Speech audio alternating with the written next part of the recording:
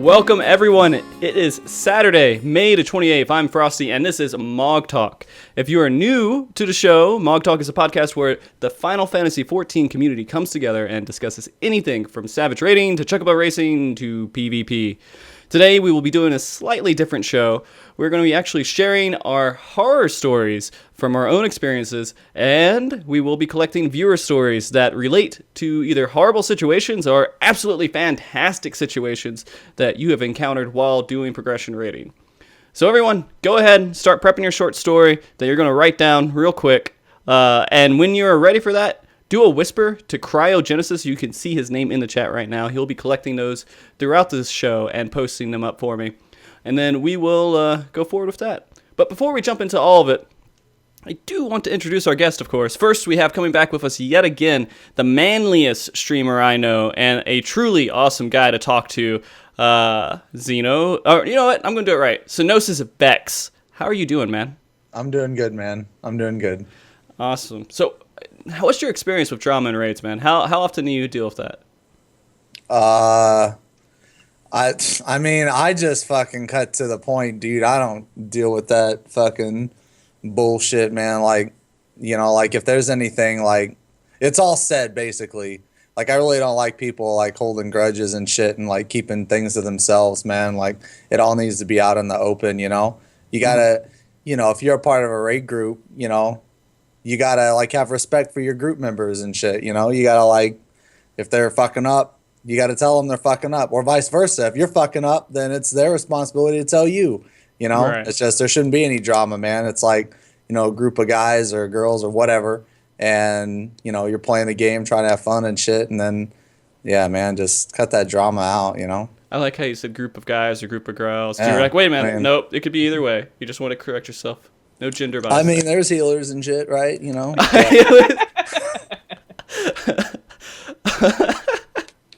All right, I'm going to move on to Balana here. Next, of course, we have with us joining us yet again, an extremely intelligent and hardcore raider, one of my dear friends here, Balana Rahl. How are you doing, man?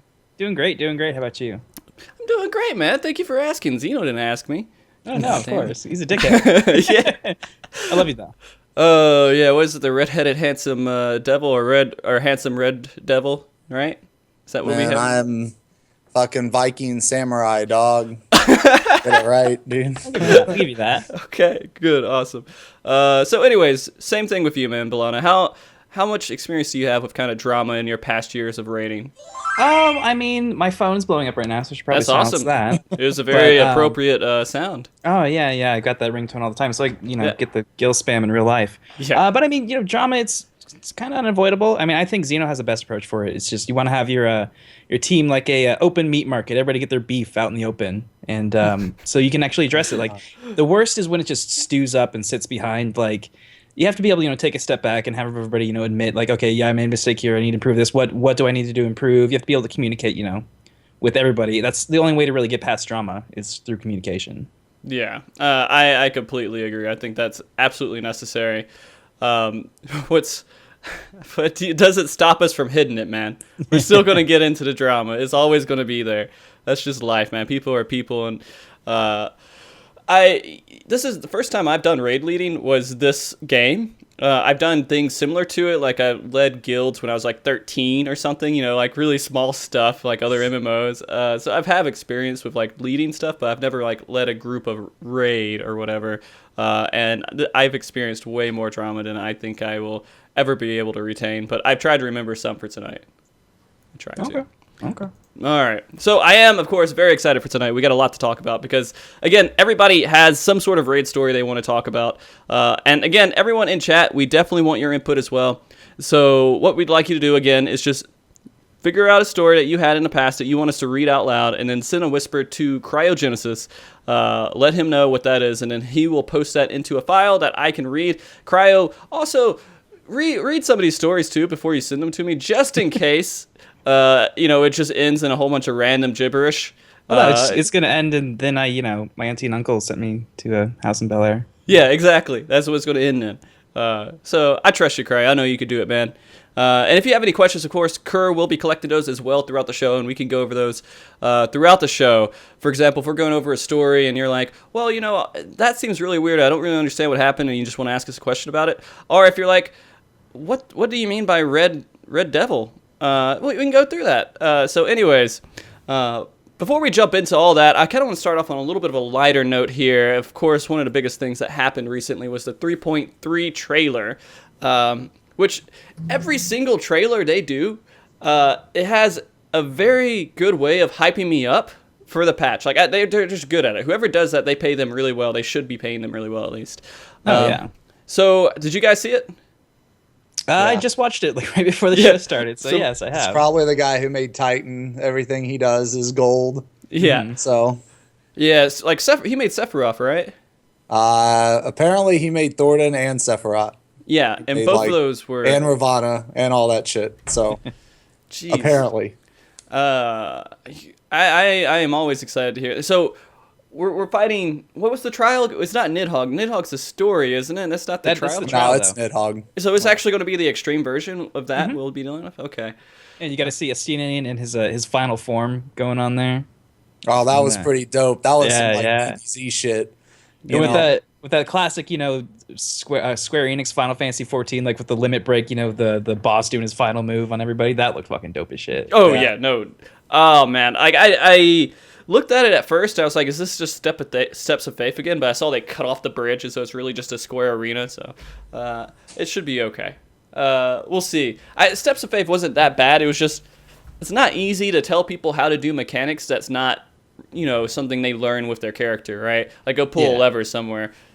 People don't remember this stuff. So especially when you hide it at the top of a tower, it's just like, all right, well, someone's not going to know anything about this and not understand anything I'm telling them until they see it. And it's a mandatory wipe fight. But anyways, how hyped are you guys? I know, of course, you guys have both beat A8S, right? So you don't really have a lot at the moment to do besides go out, farm that, and just play around. Does this re-hype you at all? I know it's not like a new tier of rating, but it's new content. Does this content excite you guys at all? I mean, it'll be fun for the relic, yo. The relic, yeah, for the relic. Oh man, what? I'm a below average raider, so I stick to relics and stuff like that, And I'm really hyped for Nidhogg. But my favorite part about this patch, man, is the raid finder. Oh man, the raid finder. Holy shit. Really, it's just going to be duty finder with putting some exceptions and flags in there, right? Like you have to be on this phase to go into it.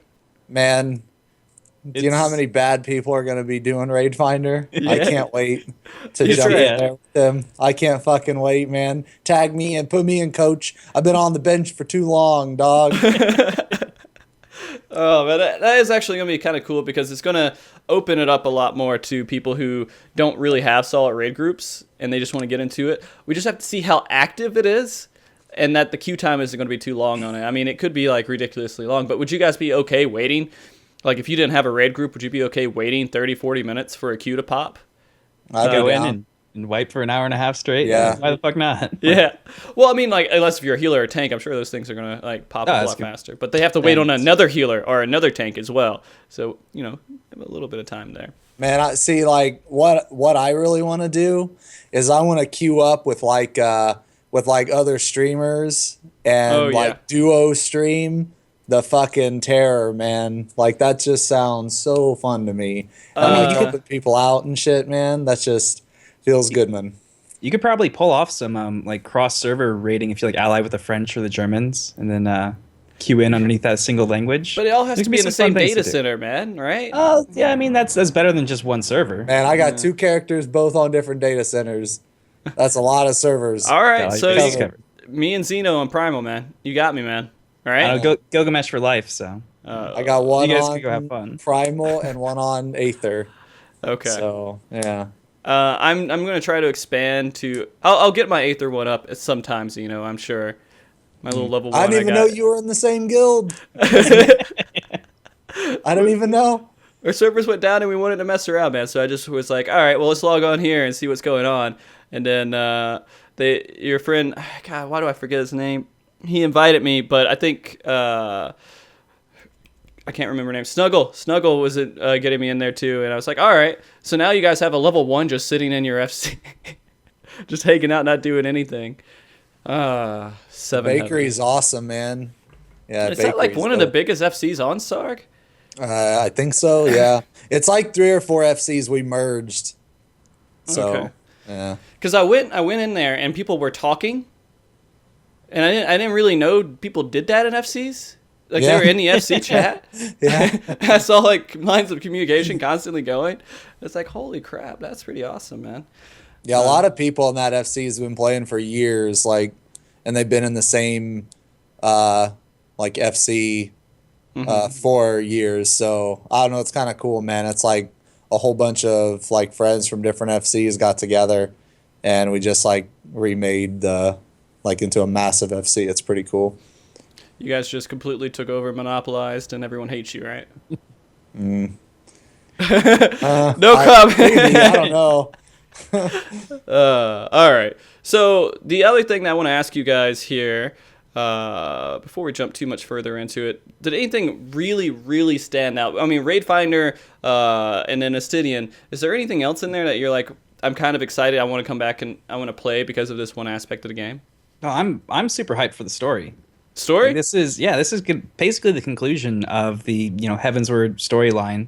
We're probably going to spin off into some other crazy stuff after we have the final showdown with Nidhogg, but I've always been, that's what's driven me forward in playing the game, is I want to go through the story and learn what's going on. I'm not as huge into the lore as like Ethis or one of them, but that's what's kept me playing the game. That's what really got me my feet into First Coil was, oh, there's this follow up to the 1.0 story. I gotta see what's going on down there. Yeah. Hopefully we start putting those driving factors back into rating in the next expansion, but we'll see. Hey man, they talked about it. Yeah. They voiced their, they know that like Savage isn't as exciting as like Coil was, because All right, in so addition to getting like the the story, you get the challenge too. right. So right now they're going into basically a what do you call it? A time travel thing, right? So and that's in Alex. So if they add time travel going back to Nail or Bahamut, that'd be pretty exciting, right? And I didn't even know there was time travel going on. Yeah, because no one Yeah, follows where the you- story to Alexander. I'm pretty sure they have time travel coming into it at the very end of the 8-8. They introduced Oh that. yeah. They did. They actually did. They roll back Alexander at the end of A8, so the other core comes back online. So Yeah. I don't know. I think that's gonna be contained to the Alexander plotline, though. Oh man, I hope not. The entire lore of Alexander, I know just now. Yeah. That's all I know just now. So thank you. I didn't know there was time travel. Yeah, and so there's time travel involved. But I mean, the final boss has to be Alexander, right? Because I mean, the final boss is the next tier in 3.4. Right. There's nothing they can do about that. God, I hope it's an interesting boss. Well, anyways, enough of that. Let's hit some of this these interesting stories that we got, and the most interesting story, we're gonna just go ahead and start it off with Xeno. Oh I snap! got more stories than we can count. Are you ready? Are you prepped? Yeah, sure, man. All right. So first off, what's the story, like the base of it? What's the? All right. Well, okay. Well, this is a good story. It's a little bit of a bad story, but then it has a happy ending. It has a good ending, right? All right. So all right. So you guys remember T7, right? Oh, and yeah. Oh man. The woes of T7, man. The fucking Voice. petrifaction and the Watch your voice. voices. Oh my God. Like every 2 seconds, man, I'd be like, watch your voices, check voices, shriek, check voices. So like we're fucking doing prog on that.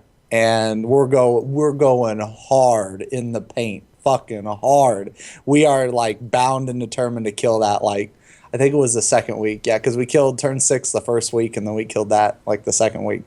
But so we're going hard, right? And then like so we go to raid, and Chet, he has this like laptop, right? And for some reason, man, he's got to clamp the laptop to get it to work. He's got to clamp it. I don't know where he has to clamp it. Somewhere on the laptop, a clamp is involved. He has to clamp it.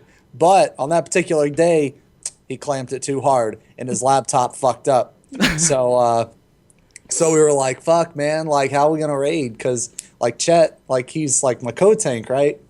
And we're like, man, how are we gonna raid? So then that was the first time that we met Bok Choy. I don't know if you guys know Bok Choy Yeah. Nuggets. Okay. Well, I don't know him personally, but yeah, no. Yeah. Yeah.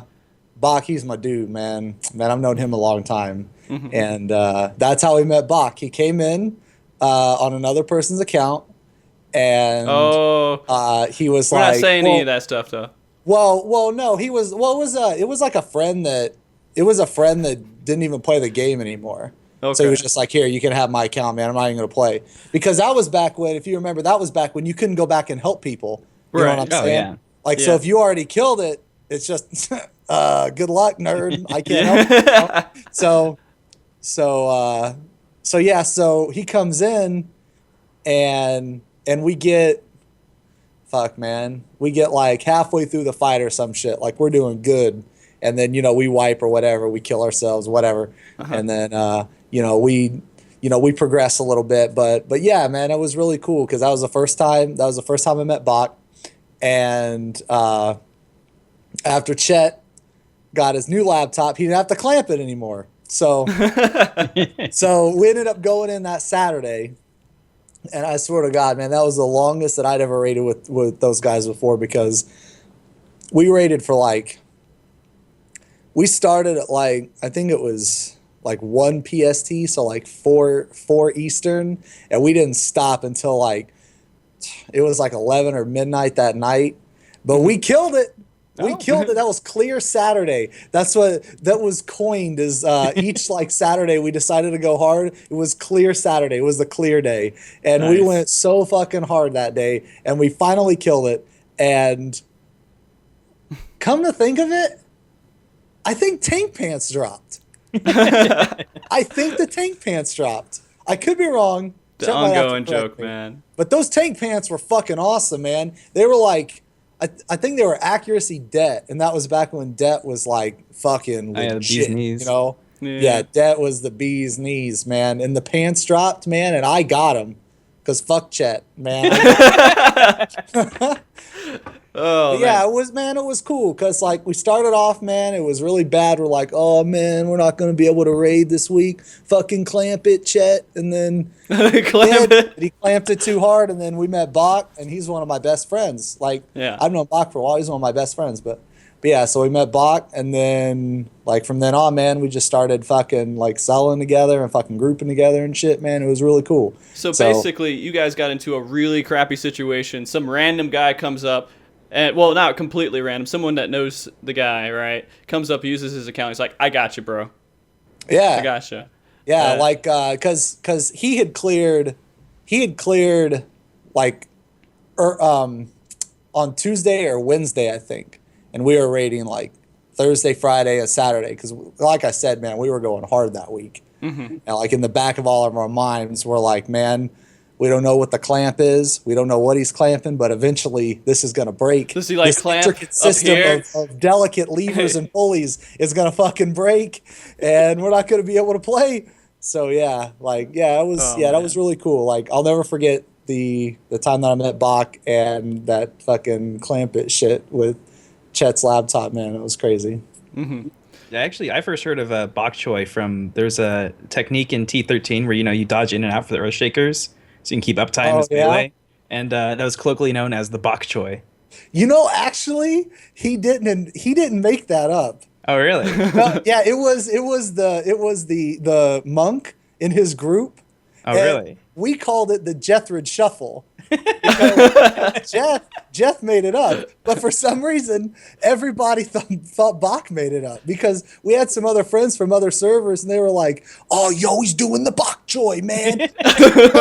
Yeah, like holy shit, they have no idea. So yeah, like between us, like between my group and Bach's group, we always called it the Jethrid Shuffle, which Jeff is now a part of my main group now, so Oh, nice. a part of my SARG group. Yeah, so that's really awesome that I get to raid with Jets. So, yeah. Oh man, that's actually pretty interesting. I still claim, the 332 and T9. That's all me, man. It's you. That was me. Because everyone did race cars, and I was like, my group can't do race cars. There's no way we're clearing this with race cars. This is ridiculous. Oh, yeah, we couldn't do race cars either, man. Yeah. And so I was like, every time. So I just sat there, and I was like, there's got to be a way. There has to be another way to race cars, because this sucks. And so it's like, everybody just group up in these circles and go out this way and start spreading out a little bit, and there's no way it can overcross unless the two people get three of them, and then they hit each other, but it's unlikely.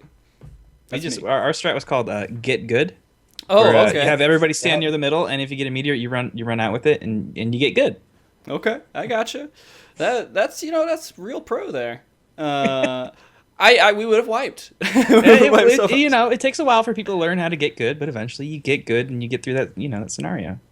All right. So we do have a couple of really quick, just one-liners from the chat real quick. And we have a bigger one, which we're going to hold off a little bit on from Malfested here.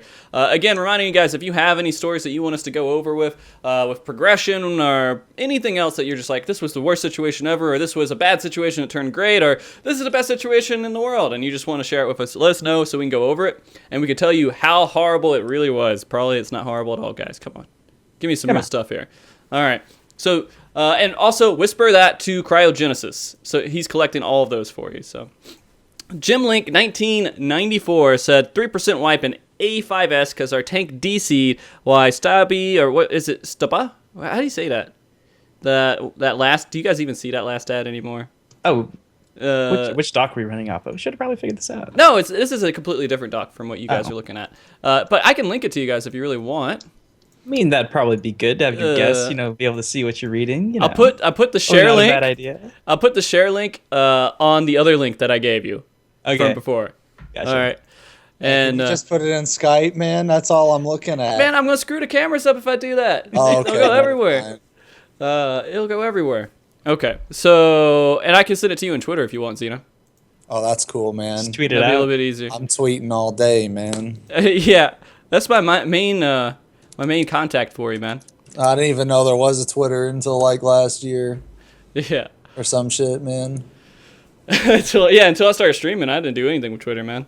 All right, again, 3% wipe on A5S because our tank DC'd when Stabby, I'm just going to say that, spawned. And this was the second night of progression. And so, how many close wipes did you guys have on A5S when you guys first started? You guys grinded really hard on that when it first came out. Both of you guys did, I think. Yeah, we got it first day clear, but so it was around the time that K-pop had just got their clear, the second Elysium team. Right. We actually had a really good attempt where everything was super clean, super smooth, going down into the last phase. Then our Bard DCs, and we're like, okay, well, shoot, well, we're still ahead on DPS. We'll still be fine. We can, we'll keep going through this phase. And Shop T came out, and we hauled grounded it, and then we're like, okay, just out limit break, just kill it, and the guy hit LB, and then he got the sludge on top of his head. So he was animation locked, so he dropped sludge on everybody. So I think we lost a couple people to that. And then the next tank buster mechanic where you have to stack came out. Mm-hmm. And there was a little miscommunication between sack it and stack it. So people were like, are we sacking or are we stacking? Because we should have just let him run off and die with that, because we should have had everybody up. We would have killed it. But half the people went in and half the people didn't go in, so half the raid died, and we ended up wiping it 3%. And then it took us 2.5 hours to get back there. That sucks, man. Xeno, did you have a lot of trouble with A5, or did you have any crazy things about that? We went in. All right, so our first week was actually kind of fucked because people ended up I don't know, man. People were showing up late and shit. At least with my Leviathan group. Right. So we went in and we got it to so we went in without Sephiroth weapons, because we were like, okay, well, we could probably kill this without Sephiroth weapons. And there were some close calls with Faust, but we got him and everything, and and then we did I know we got the fucking Twinkle guy to sub 50. But halfway through our raid, our scholar got called into work or something. So we pretty much wasted half of the progression on that. Then we tried to go to Sephiroth and do that, but we didn't have our whole group, so we had to pug a couple people, and it was just fucking miserable, dude. The first day was just fucking miserable for us. So Yeah. That sucks a lot, man. Like when we went into it, we actually decided to start with Sephiroth, and our group was on Sephiroth for 2 to 3 weeks, I think, before we cleared it. It was rough, man. It was not inspiring, but man, Sephiroth was a rough fight to get into for people who aren't like really hardcore raiders, I think. But it was fun. It was a pretty cool fight. It was really cool, and I still like it a lot. And there was all these little like misconceptions about people saying, "Oh yeah, this is a strategy," but it doesn't really work as well as you thought it would. And so it took us a little while to get like a solid strategy for it. When we cleared A5S though, I think you guys remember when we cleared or Balana. I cleared it the night before we talked about it, man. Oh yeah. And it was pretty much we cleared it with probably 5 to 10 seconds left on Inner Rage and 30 seconds left in the dungeon on our last attempt of the night. And that was a great feeling going through that. It's the best trick ever. He's like, okay, last pull, guys, last pull. Everybody, sack up, get together. You wipe in like 5 seconds. All right, one more pull, guys, one more. Come on, get it together. But that didn't count. 5 seconds. That doesn't count, man. Come on. A pull doesn't count unless it's at least like a minute into the fight. Yeah, get in there, man. But I don't know. I figured A5S was one of the best starting bosses they've had in a while. I definitely think T10 was really good. I think T10 was really good. And of course, A1 was all right, but it wasn't as good as A5. You can't compare those. I used to hate A5. Really? Oh my god, dude, I despised it because half the time you're hitting the boss when he's big, so you're not doing full damage. The other half the time, you're jacking off as a fucking bird, and you can't do any damage. You're dodging bombs and shit. It was really irritating. But then when I started to speed run it, oh man, when you skip all that bullshit, when you just say fuck all that, we don't even give a shit. When you kill him before like the second concussion, whoo, that's a good fight. That's a good fight. Yeah. I think it was all the mechanic stuff that they did with it that made it to where you could have low DPS and clear it. That was the kind of the plus side for all the people who aren't like able to push that hard with it. So that was us, and I liked it, man. The fucking man Hummelfaust. Well, yeah, if you could clear that, man. Yeah. He came down, boom. He has like a crown and shit, and a big ass fucking weapon. Woo. Man, I mean, well, first you start off like, oh shit. You knew shit got real when Hummelfaust came down. He was cleaving and shit. Oh man, just wrecking, just shitting all over low item level nerds, just shitting all over, just enraging. Oh man, that was like the best part of like week 1 through 3 was Faust and rage progression.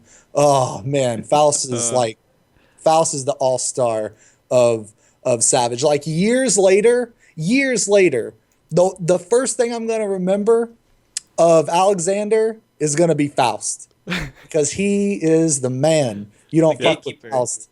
Do you have the statue of him, Xeno, in your FC? Huh? Do you have the statue to target dummy of him in your FC? I do. Good. All right. So here's a troll story from Mr. Hydro here, my paladin. I'm going to remind you guys I'm the scholar for my group. This is a true story. In my raid group, I have a scholar who didn't know what Adlo crits doubled shields until about a few weeks ago. This is a true story. I didn't know that Adlo crits doubled the shield. And I don't know why it didn't hit me. And I argued with the guy who said it in my group, our monk. I was like, you're stupid. Like, I guess that's a point of view thing. Yeah, sure, it heals for 8,000 and it gives a shield for 8,000, but it's not a 16,000 shield. Like, come on, man. What are you talking about? It doesn't matter. He's at full health. It doesn't count as a 16,000 heal. And this is going to be on every show for like the next couple of months, man. Every show, someone's going to bring this up and burn me on it.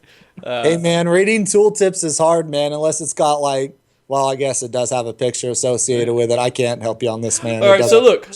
I switched to Scholar this tier. I played Machinist all the tier beforehand, and when I was playing Machinist, I got tired. Sometimes I'd click on some of my abilities because I'm a horrible player, right? And so I turned off the tooltips, and I just said, I know what all the Scholar abilities do. Oh, yeah. So I'm just going to play it. So I didn't read those. I just ran with it, man. That's one thing I'm excited for in Raid Finder. I'm gonna go on the class that is my true passion, and that is Scholar. On Scholar, yeah. Yeah, dog. Have you guys ever had that situation though, where like you've been playing the job forever, and then there's just one real stupid thing that you didn't know, and everyone else in the world knew, but for some reason you didn't know. Well, it wasn't me, but way back in the day, back in T1, when my group had just gotten together, we went in there, and ADS comes up, and we're like, okay, so this high voltage thing, we got to silence it. And the monk's like, no problem, I got this. And he's trying to silence it. He's like, I'm hitting the silence, it's not going off, what's going on, man? And then he finally reads the tooltip. He's like, what's this stance thing? I got to be in the stance to silence it? So that was a good 2 hours we were wiping just because he didn't know how to silence it. The mistake I made doesn't change anything about really how I'm healing, except for maybe I'll have a little bit more of an idea if I need to spread an adlo or not, right? Yeah, learning how to actually be a scholar. You know. It's not going to change how I heal. I'm still going to heal. If I get a crit, I get a crit, right? I don't know. But it does, not being in the right stance, which our monk has done. I'm calling our monk out, who was telling me about the Adler thing, has gone into fights and we didn't pay attention to any of his buffs or anything. We're ignoring it. But he was no buff through A6 for at least the first 30 minutes. No, stance. It happens. SOB. Nah, it's okay. No stance in it, man. Yeah, I was like, man, his DPS is really getting low. I don't know. I got to rethink about this choice about having him in the group. Xeno, have you ever ran into that where there was just something you just simply didn't know and it was a completely stupid thing like that? Man, I'm trying to think, but I can't think of an example. I can say this though, that occasionally from time to time, I will, for some reason, I'll be in this so apparently warriors have two stances, man. One's deliverance and the other's defiance or something. Sometimes I'll catch myself in that on accident. I can't really figure out why. So I don't know. I'm below average raider material though, so maybe that's above me or something. I don't know. Xeno, I think you're constantly selling yourself short. You're doing it on purpose too, man. You know you're a good raider. You don't have to. Hey man, the forums are never wrong. You know what? Reddit has done two things. Right? Okay. They're never wrong and they're always right. Yeah, think about that for a second. They're never wrong and they're always right. That's what Reddit does.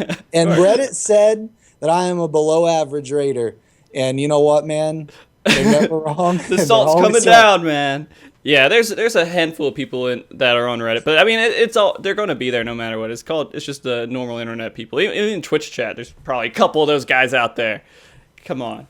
No, they'd never be in your Twitch chat because I'd ban them immediately. Actually, funny story. Say something bad about me. Dare you. Funny story, though. I got in a debate with this guy, and I don't think he knew what Unchained did.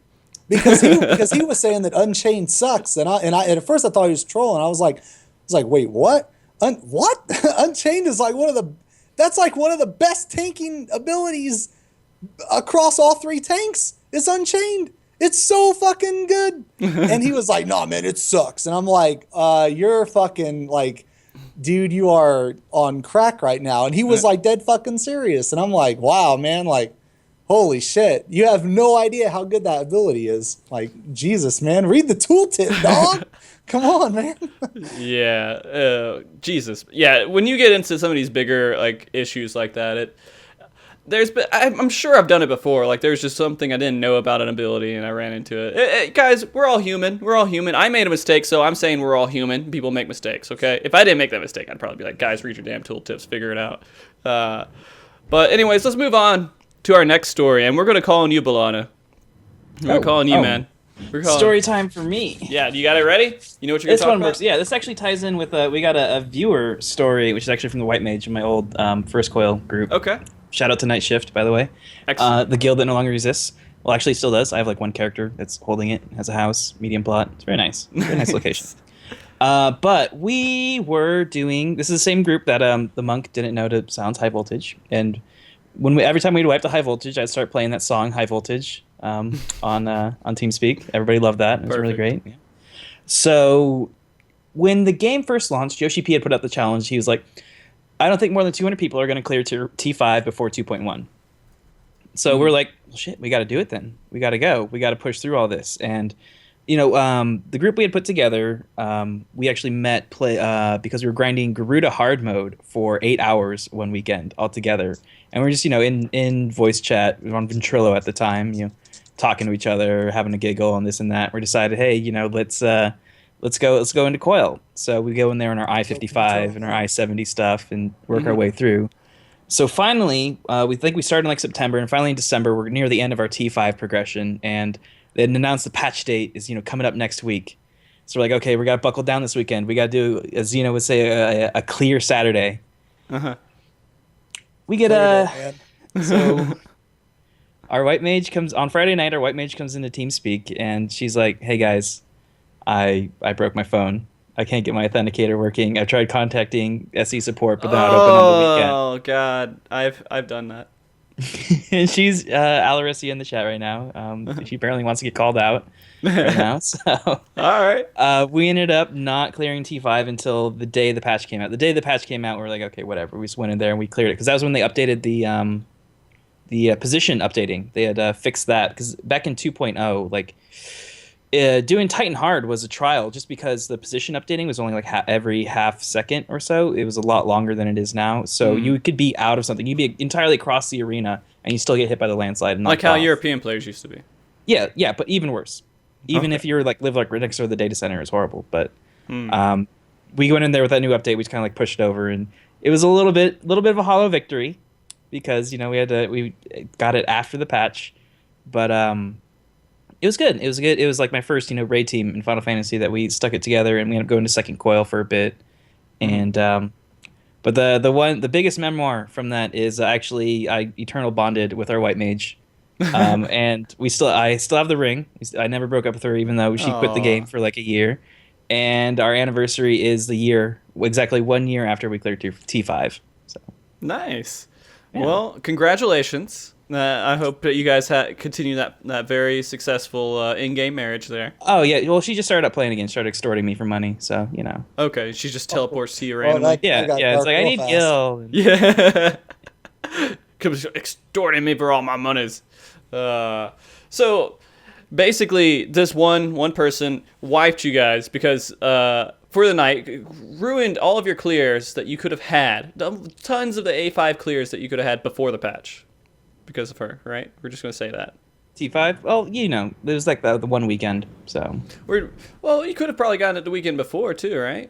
I'm just making up stuff right now. I'm just trying to make it feel worse. Maybe I don't remember that much. This was like back in like December of 2013, so. I will say there has been a time where I changed phone. I think I changed. No, it wasn't I changed phones. Something happened where, so my authenticator, it's just stopped working. It unloaded. I guess it got an update or something. Or my phone was updated, and so it just unsynced with everything, and I didn't have the emergency reset code. And so this is a common issue, guys. This happens. Yeah. Write that shit down. Email it to yourself. That's what I did. I never actually have to do it because my phone isn't broken yet. Knock on wood. So it's pretty absolutely ridiculous when that happens because I'm trying to remember if I was able to even get on for a raid that night. I think we did miss a raid because of it. But anyways, Xeno, have you ever had an issue with that? Authenticator issues? I don't use that shit, man. I just fucking log in, dude. Oh man, you don't get the free teleport? Man, it's like 500 gil if you gotta go across the world. Like, okay, so there's been a lot of nights where I'm like sleeping, right? This fucking resident sleeper, and I'll wake up, that free teleport. Oh my god. When am I gonna take advantage of this, man? I mean, it's been a rough 3 years each night, man. I'll wake up cold sweat, but I'm making it through, man. I'm making it through without the free teleport. Yeah. We're here if you ever need to talk.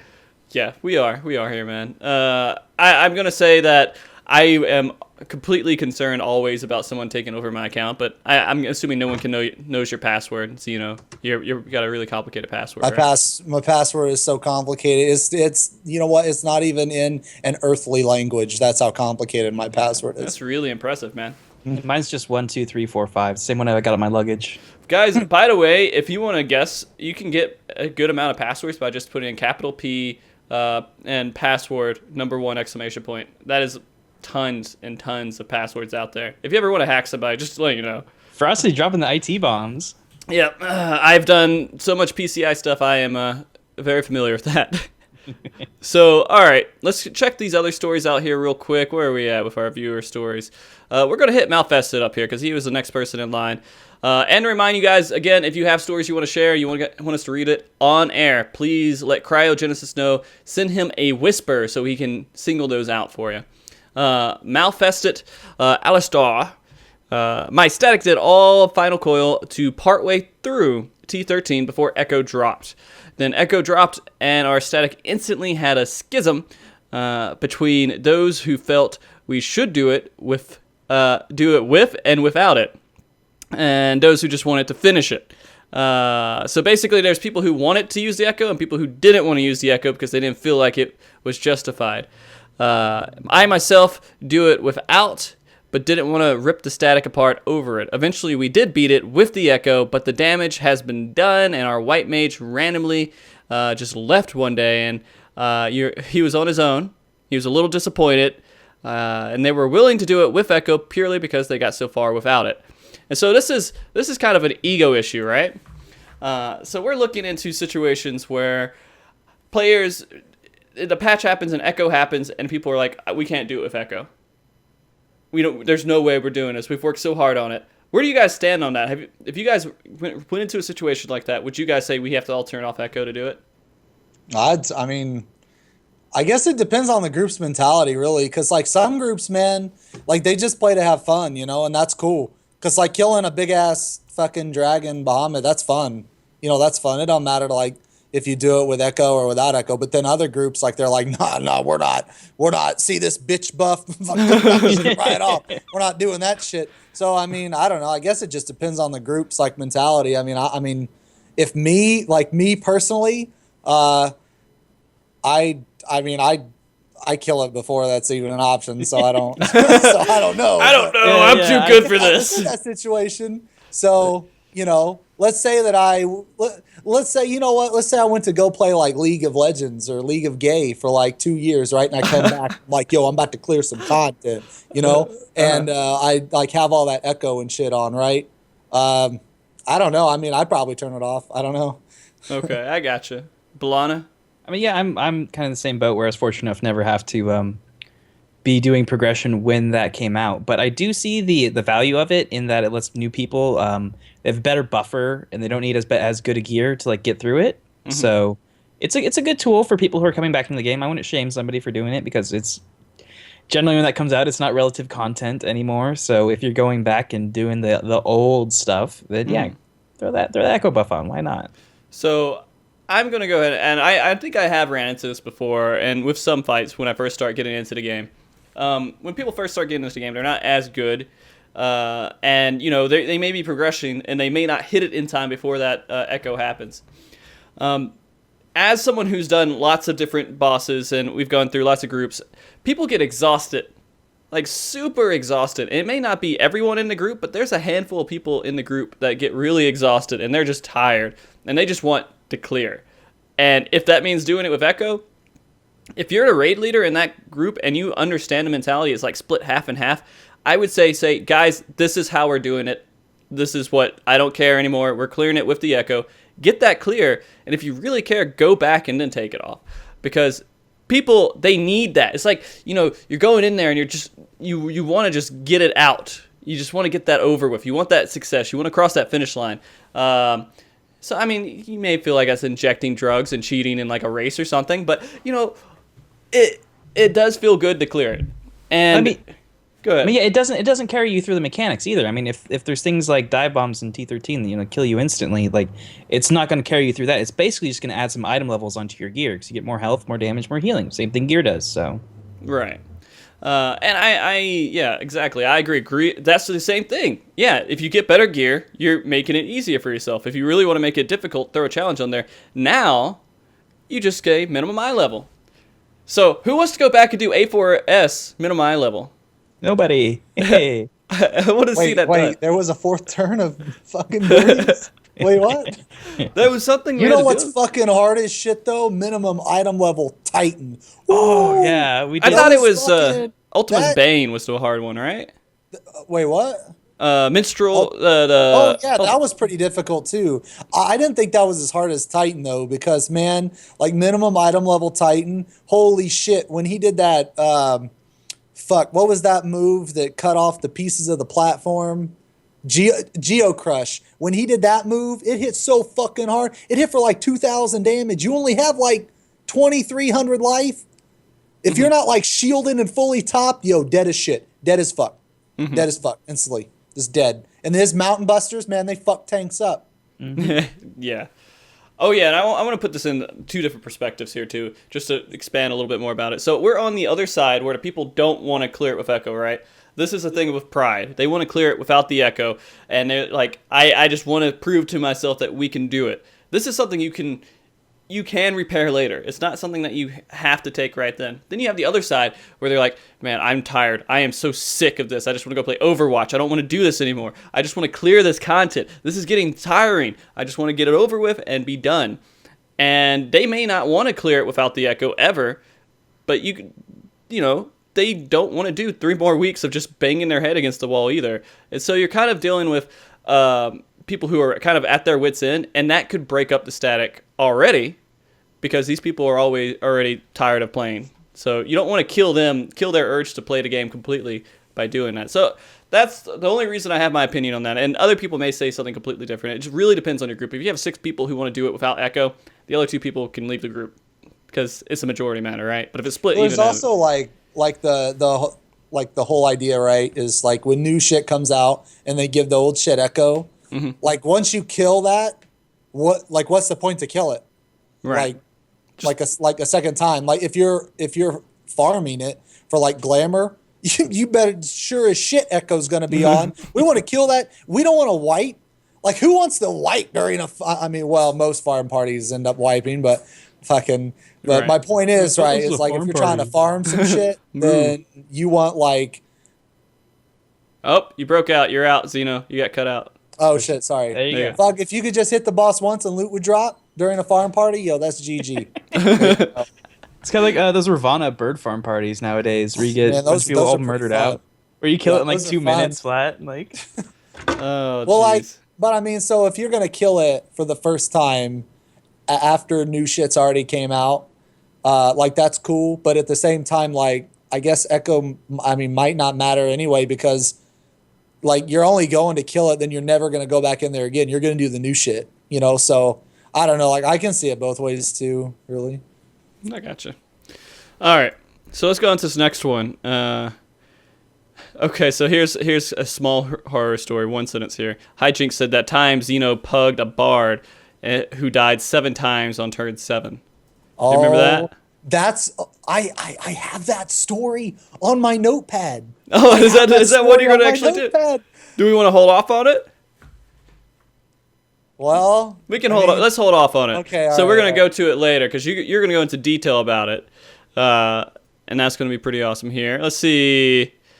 Oh, and this is the one. The bard was AFK. Is this the same one? Is this a different story or is this the same story? This is, related to the same story, but when we actually got our clear, our bard was AFK when we pulled on the kill pull. Oh, nice. And he was standing right on the border, so he got killed on the border of the T5 arena. And I've got the video still up on my channel, twitch.tv/Ojebo. Yep. We're going through like the first phase. I just turn around, walk over, and like, oh, I guess he was still AFK. He says something on the TeamSpeak, hey, I'm back. I walk over, leave the fight, go over there, res him, go back in, go back to dotting. And then we actually got the kill on that one somehow. So that's awesome, man. I'm going to tell you my first A5 clear. So I was going with some of the friends in our current FC at that time. Was like, all right, well, let's get you through this. We got to get you through A5 so you can progress forward. So, when that was a thing. So we went and we were ready and we're like, hey guys, our pizzas are ready. We got to go over there and pick it up. We didn't do delivery. We got to go pick it up. So Kerr and I go get our pizza. When we come back, it's like, it's cleared. They 6-manned it. This was the first time we cleared A5, and I felt so bad that I dedicated the next couple of weeks to making sure that I got it honestly. But that was pretty funny. All right, so let's go into my story here. I have a story. This is one I've told before, so some people might actually know what it is. So this is the original horror story of my static. Again, when I first create the static, this is like the first time I start doing raid leading. And I didn't know anyone on the server, and it's just me and Kurt just going out and just collecting whoever that we thought would be awesome to be in a static. We're like, let's find every player that's halfway decent, put them in a link shell, and see who needs a static out of that. And we actually we got a decent group together. This is the story of one of our original members of the static. I believe he played a summoner at first, but he's one of those people who wanted every single loot for every single job and everything. And another side note to this: 3 of the members of my current static were in that static at the time. Well, I say my current static; it's been the same static the entire time. We just had a couple people leave and come back. So eventually, this guy wanted to be a tank, and he kind of forced his way into the position of being the paladin of the group. And I think this happened maybe when one person dropped out, and he's just like, I'm going to be the tank this time. It's like, okay, whatever. We had someone else that was a little bit better qualified to do it, but he wanted to do it. He never talked on TeamSpeak. He pretty much said, he doesn't speak English very well, so that's the reason he shied away from it. He typed really well. Like, I understood everything he said. And so, overall, with our experiences, he did some small, shitty things in the group. Like accidentally roll on someone else's alt loot, right? And then there's some other little things where you just kind of argue with me over some little minor parts of how we did the static and so on and so on. And so he was overall kind of, the hints are there. This guy's going to be a problem at some point. And this stuff was starting to add up, and there's some other stuff going on. And I was at a critical point with the static, and I thought, man, I'm done. I don't think I want to do this anymore. I'm not going to lead the group. I'm going to let someone else take the wheel, and they can do it the way they want to do it. I just don't care anymore. And I was like, I said that, and we were working on T9 that night. And I had him run on Black Mage because it's a 1-tank fight, right? You don't need another tank for T9 at that point. So I was used to. Yeah, 1-tank warrior. 1-tank warrior, man. Xeno, that was the first job I played, and I loved it.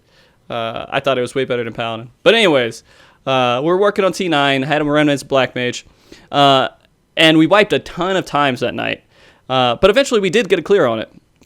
I think it was one of our first clears. I don't know if it was our first clear, but we were trying another Black Mage in the group, so he was doing alt Black Mage, and our other Black Mage was in there in the group, who's currently still with our static. And this was like his first couple times in the group, and I was like, all right, Black Mage weapon drops. So you guys kind of see where this is going, right? Black Mage weapon drops. We have this little minor drama going on where it's like the group is kind of at this critical point. And so I spent a good amount of time saying, hey, we need to make sure the person who plays Black Mage gets this Black Mage weapon. I make it as clear as I can. Clear cut. You can't accidentally roll on this guy. If you do, just leave. And I should have just had him leave the instance, but I didn't want to take it to that point. And so, of course, then, boom, he rolls on it. But he loses. All right, so he loses the roll. He instantly leaves the instance and logs off. And so I'm like, all right, well, I'm pretty sure this guy just left the group. I mean, I don't know how else to really explain it to it. There's nothing really else to be said about it. He logged back on. I asked him, hey, was your intention ninjaing the gear and leaving the group? And he said, playing these to me? Yes. And I was like, all right. I kick him from the link shell. He's out of the group. It doesn't matter anymore. But it doesn't end there. It just keeps going. So later, apparently he made kind of good friends with a couple other members of the static. And they came to me. And they were just really upset. At least one of them was really upset. And they just rail into me how I shouldn't have kicked him from the group. And so on. It doesn't make any sense. I should have talked to him. I should have tried to make it work out. And I told him exactly what happened, and they still flip out and say, hey, no, you're lying. Something's wrong here. It doesn't make any sense. And it didn't happen like that. I was like, in that I maybe should have talked to him to try to figure out what was really happening because he was kind of an emotional guy or something. I don't know exactly what the reasoning was there. At this point, what the hell do I do? There's like, this is absolutely insane. How do I explain? I don't have to justify kicking out someone who tried to loot stuff, admitted to it, and left the group on his own, even though, I mean, his intentions were to leave the group, so me kicking him out of link shell didn't really mean much. Everything I did, I felt was correct. So they both dropped the group because I kicked the guy out who tried to ninja loot away from one of our new members. That's what I've learned is you gotta screenshot those things. When you get a message from somebody who's like, yeah, I was trying to ninja stuff. I hate you all. Yeah. Screenshot that, and then you've got ammunition for later. And people are like, why'd you do this? Like, link, done. Yeah, I've learned that could be extremely powerful, man. But at the same time, it's they didn't want to believe me, no matter what. Even if the other guy said, yeah, I did it, they didn't want to believe that's how the situation was. They want to believe there's something else going on that made that happen. It was some sort of weird, crazy. Maybe someone came and mind controlled him and told him to say those things, or took over his computer. They couldn't believe that situation was actually happening. Luckily, most of the members there were sane, and they stayed with the group, and most of them are still with me today. But yeah, that's like one of the most awkward situations I had to deal with as a raid leader is someone trying to ninja loot, then two people being upset that I kicked them out of the group. Have you guys ever had any kind of ridiculous kind of situational drama that, like in the earlier days of raiding or anything like that? My SAR group's been together for almost. Oh man, yo Ed, how long have we been together? Like 2.5 years or something like that, I think. Nice. So I really haven't, but I gotcha. Balana? Yeah, I've been fortunate enough not really have to deal with any big time drama like that. Yeah. This was definitely one of the worst, like most awkward situations I've ever had to even mess with. 12 years is really long, by the way. That's a long time, man. Really long time, man. That would be actually accurate if you played Final Fantasy 11 with him. So, but anyways, that's my ninja story. And so, again, guys, if you have any stories you guys want to ask us and have us go over, or just say, hey, can you please tell my story to the world? Ask us right now to tell your story to the world. Send a message to Cryo and tell him exactly what you want to know. And he's not going to get it unless if you send a message to him, because that's how we're filtering it right now. So if you say it in chat, he might not see it because he's collecting whatever whispers he gets. Next one we have here from the chat is Ancient Emblem. He said, mutinied a raid group during 2.5 and Savage Second Coil, where our raid leader was a recruitment officer in our FC. Tired of our raid leader not looking for people and 2 other people not performing well, 4 of us split off, found 4 other members really quick, knocked out Savage Second Coil before 3.0. So this is like kind of a later raid group. These guys were kind of a little bit behind everyone else because they're on Second Coil before 3.0, right? But they're dealing with a situation where they have a bad leader and they have a couple other bad players in there, and then half of them are good, and they're just like, F it, we're out. That's a completely legitimate situation, right? I think so, yeah. Yeah. Because sometimes, man, you got little cliques within the group. Like you got like 2 people or 3 people that are like talking shit or doing some shit against like the other 4, or like maybe like 4 people are like trying to take the shit seriously and trying to clear, and then you got like one guy that's like constantly late, and because he's friends with 2 other people, you can't like kick him because he's got like attachments and shit. So yeah, man, that's like totally legit. I'd fucking dip too, man. Yeah. I mean, if you're not happy with how your group's going, then don't stay in there. I mean, if that means that multiple members are going to leave, then half you guys feel that way. I mean, it sucks for the guy running the group, but I mean, he didn't have. It sucks to say this, but he didn't have a firm grasp on how his group was feeling at that point, and so that stuff's going to happen. And it's hard to prevent that kind of stuff unless if you talk to your members a lot and you see how they're feeling. And he probably would have known at that point, hey, half of these guys are really upset that you're not getting the right people in here, and you guys are underperforming, and nothing's suiting to how we expected the raid to be when we join. Balana? Yeah, I did something kind of like that. Okay, you seem kind of bashful about it. Like you don't want to talk about it. Like it's kind of awkward. Oh, it's relatively recent history, but whatever. Fuck it. We don't have to if you don't want to. So we're getting into it. They're probably not watching, and if they are, okay. Hi, I know you hate me. Okay. So back in Alexander, I wasn't leading a raid team during the first tier, but our raid leader ended up leaving, and I got nominated as leader. So about a week into it, I'm like, okay, I'm breaking the team up. And I took 5 people from it, left 3 who were kind of underperforming, or they were, not on the fence. They're kind of on the fence if they want to still keep playing in this and that, and took those 5 and went and made Tempest. So, all right, that works. And Tempest is doing really well, right? I mean, we're getting our 8th clear. Yeah. Soon, later tonight. So. Oh yeah, that's right. Because you guys are all pushing it off till tonight. When do you what time do you raid? It's 7, so in like 4 hours. 4 hours? Okay, we got time. We can go for another Yeah, 4 we got hours. plenty It's of fine. time. Yeah, Xeno, you're not raiding tonight, right? I don't know. Dude, I'm fucking chill, dude. I don't raid again until Monday, and like both my groups, they kill everything like Tuesday, Wednesday, or Thursday, and then we just like speed run stuff for the rest of the time. Or I like help people. I really like joining like terror parties and shit, man. I know. I know. Oh my Someone God, who's I running was in around with one last 99 night. emblems of Thoradin Extreme tokens or something like that when it was still relevant. Yeah, Xeno. Yeah, I didn't do too much of Sephiroth because the actual raid was out during Sephiroth. So, but like Nidhogg, I'm gonna run the shit out of that. Oh yeah, Oh, man. oh yeah. And, it's really interesting to think because those primal extreme bosses are they're not like raid hard, like savage hard, but they're up there, right? And so we're really getting 6 bosses per raid patch, right? Am I imagining that? Because people often complain about only having 4 bosses per raid patch, but you kind of have 6 there. Well, 5. One's just an upgraded version of the other, so you can't really count Nidhogg as 2, really. In my book. Well, let's see.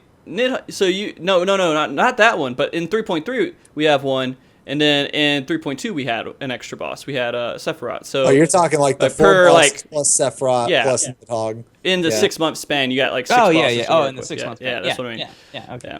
And per I wish patch you have they'd. 5. Yeah. I wish they'd. Man, they need to come out with 3 primals for a patch again, like they did on 2.1. How fucking cool was that? Ifrit, 2.1. Garuda, and Titan Extreme. Oh man, those were good times. Those were good times, man. But that's just them pulling information from 1.0, right? And so like Yeah, but it was a little bit easier for them to kind of get that together.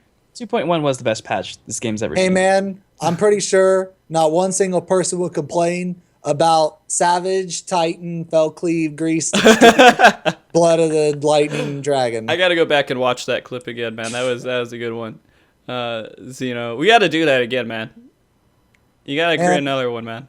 I had a kind of funny idea, but just okay. So you know Swindler, right? Yeah. He's like my favorite boss, right? So fucking cool. He is such a dank dude, man. Like he's so fucking awesome. And I had some really cool ideas for like just a savage version of him. Just him, not the other 3. Fuck the other 3. They don't even matter. just him. Okay. But anyway. We could do that on. We'll do A6. Oh, I guess A6. They just Swindler comes out and he does the height thing to the other 3 bosses, and you only fight Swindler. Done. Yeah. And except for height pushes it all the way to the ceiling this time, right? And then it just crushes them against the ceiling. And they fall down to. I want to see that. Why don't we have more things that push us and crush us against the ceiling? Have you Man, like there was this fight in okay, so it would be really cool if they added more environmental shit to the fights. Like I don't know how many people have played Star Wars: The Old Republic, but back in the day, it used to be fucking awesome. I haven't played it in years, but there was this fight, man. I'll never forget this fight. There was this fight, and Ed knows what I'm talking about. And the boss's name was Soa. I'm pretty sure it was like SAO or something like that, Soa or something. And it was so fucking badass because he's like in the middle, and as the fight progresses, the arena like starts to collapse. So as you're fighting the boss, you have to like jump down these fucking platforms and shit. Oh, that was sweet. The bad thing about that fight was bugged as hell for like the first couple of months. You jump on the platform and you fall right through it. Shit was going on, and ooh, it was fun, Man, even if they like tossed you in the air and then you just sat there and you knew you were gonna die in a few seconds because you're gonna fall and it was just gonna kill you because of the fall damage or something like that, and they didn't leave you at 1, they just killed you. If they did something like that, I don't know. I'm agreeing with you. They should do more environmental things, and I think they did a good job with. They introduced it to a slight bit to at least some of the fights that we dealt with in Savage, right? You have the height stuff kind of going on. You have the Sephiroth swinging his arm around and then knocking off the sides of the arena. They got some of it coming. They just need to do more of it, right? Yeah. Okay. Well, what they're actually experimenting with that is with the Void Arc series, with those kind of fights, with the World of Darkness, where they had Cerberus, where you go inside his body and fight your way out of there. It actually looks like, and cool. In the trailer, there's a really cool arena they've got. It's like instead of just being a circle, it's like a ring with 3 little indentations, and there's that like cube thing. Oh yeah, that changes shape. Yeah. Yeah, that could be That interesting. reminds me of Phantasy Star Online back in the day, like one of the final bosses where you're kind of on those rings around him. I don't know if you guys ever played that. I played the shit out of that game. Yeah, the very last boss where you guys, like one of the last phases, you have like rings around the main boss and you guys are fighting on the balcony. Yeah. That's why this first thing I thought of was that, and I was excited to see it. All right, let's hit some of these questions up really quick, and then we'll get back to some of these stories here. Oh, we can go to one of these troll questions, actually. Isn't it a troll question? Which one? An okay jumping off point for me is Black Cat. Black Cat. All right. To Balana, how was 3 a.m.? So, I guess it requires a little bit of backstory behind this. The team I'm on right now, Team Tempest, we're a bit of an international crowd. We have a guy in New Zealand. He actually just left, actually.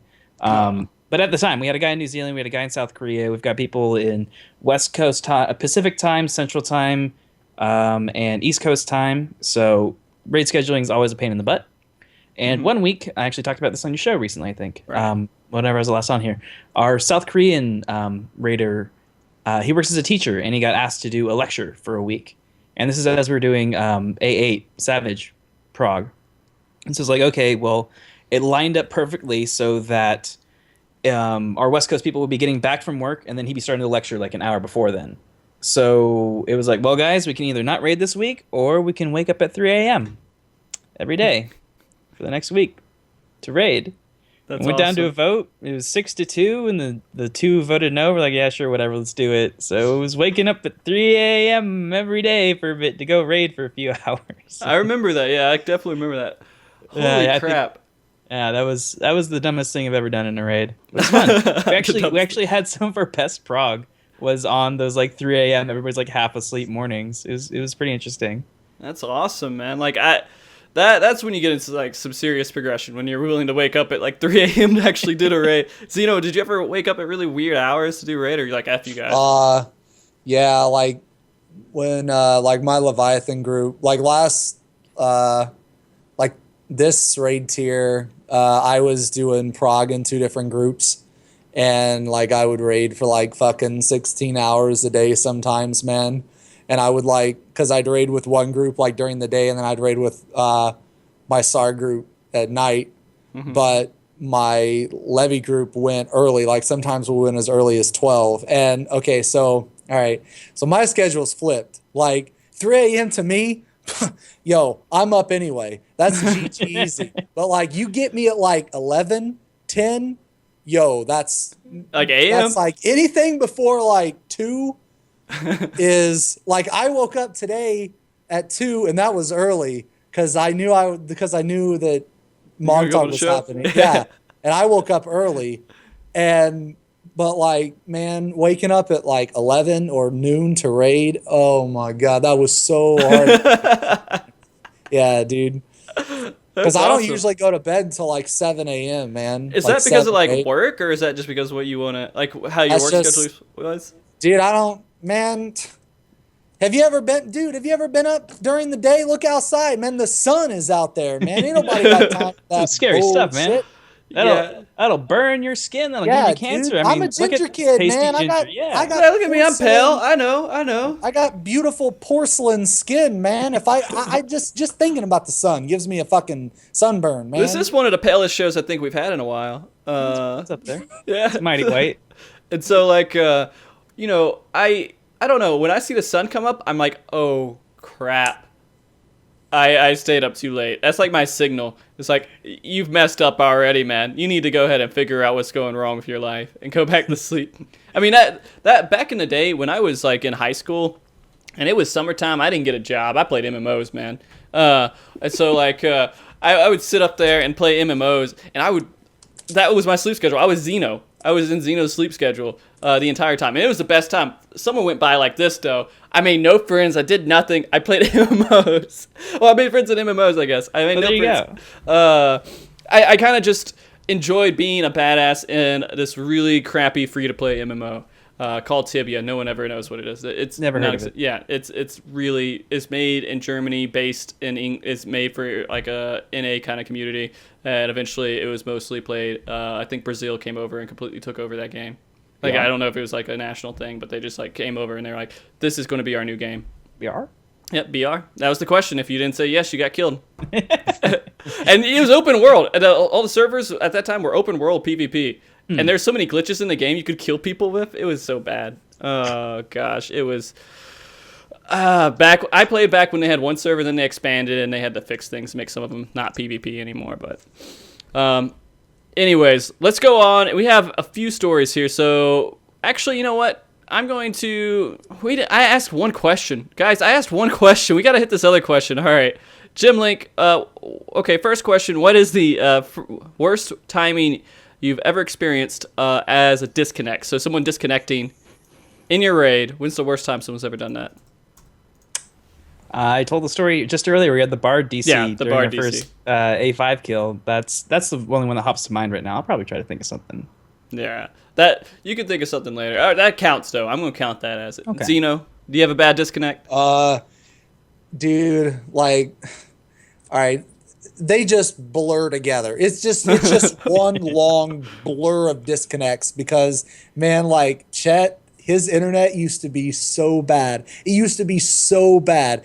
Whenever he would disconnect, it got coined he was the Chet factor. Like, you know how you have mechanics and shit, right? Like, you got to dodge this, you got to do this. Okay, well, you're forgetting the Chet factor. Like, we can do all that, but if that shit happens, yo, shit's over. Shit's over. His internet's a lot better now. But it used to be so bad, man, that he would, like, DC. One time we were doing A3, and he DC'd mid-Protean wave. And he, boom, took the Protean wave off the champ, didn't even knock him back. He cheated the game. He came back after the Protean wave damage resolved. He was good to go. Living Liquid like forgot he did about it the on Chet purpose. factor. Yeah, the Chet factor. Like, Living Liquid is made. It's made from the salty tears of raiders, right? That is what he is composed of. Right, But I'll right. tell you what, Living Liquid stood no chance against the Chet factor. He was not strong enough. He was not strong enough because Chet got hit with that Protean wave, had that DC symbol. Pfft, fuck that shit. I ain't get knocked back. And then he just came back instantly. It was like he teleported or some shit. Like Goku with some instant fucking...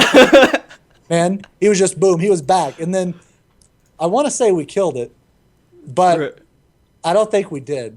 But I'm going to lie and say that we killed it to Came make back this and story killed it. sound better. There we go. I'm good with it. I'm good with it. All I right, guess, well, I did remember Okay, the most do it. hilarious disconnect I've ever had. Maybe not the most unfortunate, but it was a night before they were doing maintenance, and very recently we were still doing A8 prog, and we had messed up the orbs or something in the beginning. We were still learning the fight. We sucked at it, and the execution mechanic coming down with all those swords, and at the same time, everybody in the raid's client crashed. So oh yeah, I remember. I remember you talking about that. Basically, it happened. It was like some sort of judgment or something, and then it crashed. And the joke was, "AA, it's so bad the mechanics crash your group." Or what was the tagline of that? it was A8 mechanics sure aren't forgiving. It was a message on screen. It was like illegal operation detected. You know, and then the sword animation coming down. Everybody dead. Oh. Final Fantasy 14 has entered an error. Yeah. Yo. Okay. Shit. I forgot, man. Marby Do it. reminded me. All right. Yo. Okay, this is probably the most funny disconnect. Hold on. I got some video footage of this shit. Okay. Let me find. All right. So what happened, right? We're helping. Okay. So I got this Aussie friend named Zensai, and we're helping Zen clear T13, right? And Zen like has this massive DC, just this epic DC. Like, I swear to God, he's DC'd for like 5 minutes. Like the game cannot compute how bad of a fucking DC this is, right? And Bahamut, he's glitched out. We're all dead. So as we're all dead, he's okay. So like Marby plays Dragoon, right? And Marby has aggro, and then Zen DCs, and so we're all dead. But for some reason, Bahamut doesn't know what the fuck to do. Like, he doesn't know what the fuck to do. So his primitive instincts like just fucking kick in, and it's mating season, dog. It's fucking mating season. So he goes over to Marby's dead corpse and he pelvic thrusts the fuck out of him. Watch this. This is like you don't have to like play it on Yeah. stream or anything, but Yeah, yo, put it up watch there so this people can shit. watch it, yeah. Watch this shit when you get a chance, man, because it's fucking hilarious. All right. It's fucking hilarious, man. That I'll, was probably the most epic DC that I think I have seen. that's pretty crazy, man. So he's just over there, just like, I'm gonna get you, and he just keeps going at it. Oh, he keeps going. Like, it's like cell block D, man. Bahamut pulled Marby in, threw up the sheet, Pound Town. Oh man, the first thing people notice is your hair. Over. Game over. Game over. Yeah. Oh god. Yeah, I remember when you had long hair, Xeno. Oh, dude. What happened? Like, just one day you're just like, I'm tired of it. I don't know, man. I just like, see what it is. I am a time traveling Viking samurai, Okay. and my Viking hair, it like, like some of my enemies were recognizing me, right? And I'm trying to lay low until the time is right, so I can strike back. And I didn't want, people recognizing me and trying to take me out, So that's why I cut my hair. Nice. Yeah. See. All right. Dude, were you saying something there? I told her you Balana. Oh no, I was just. Okay.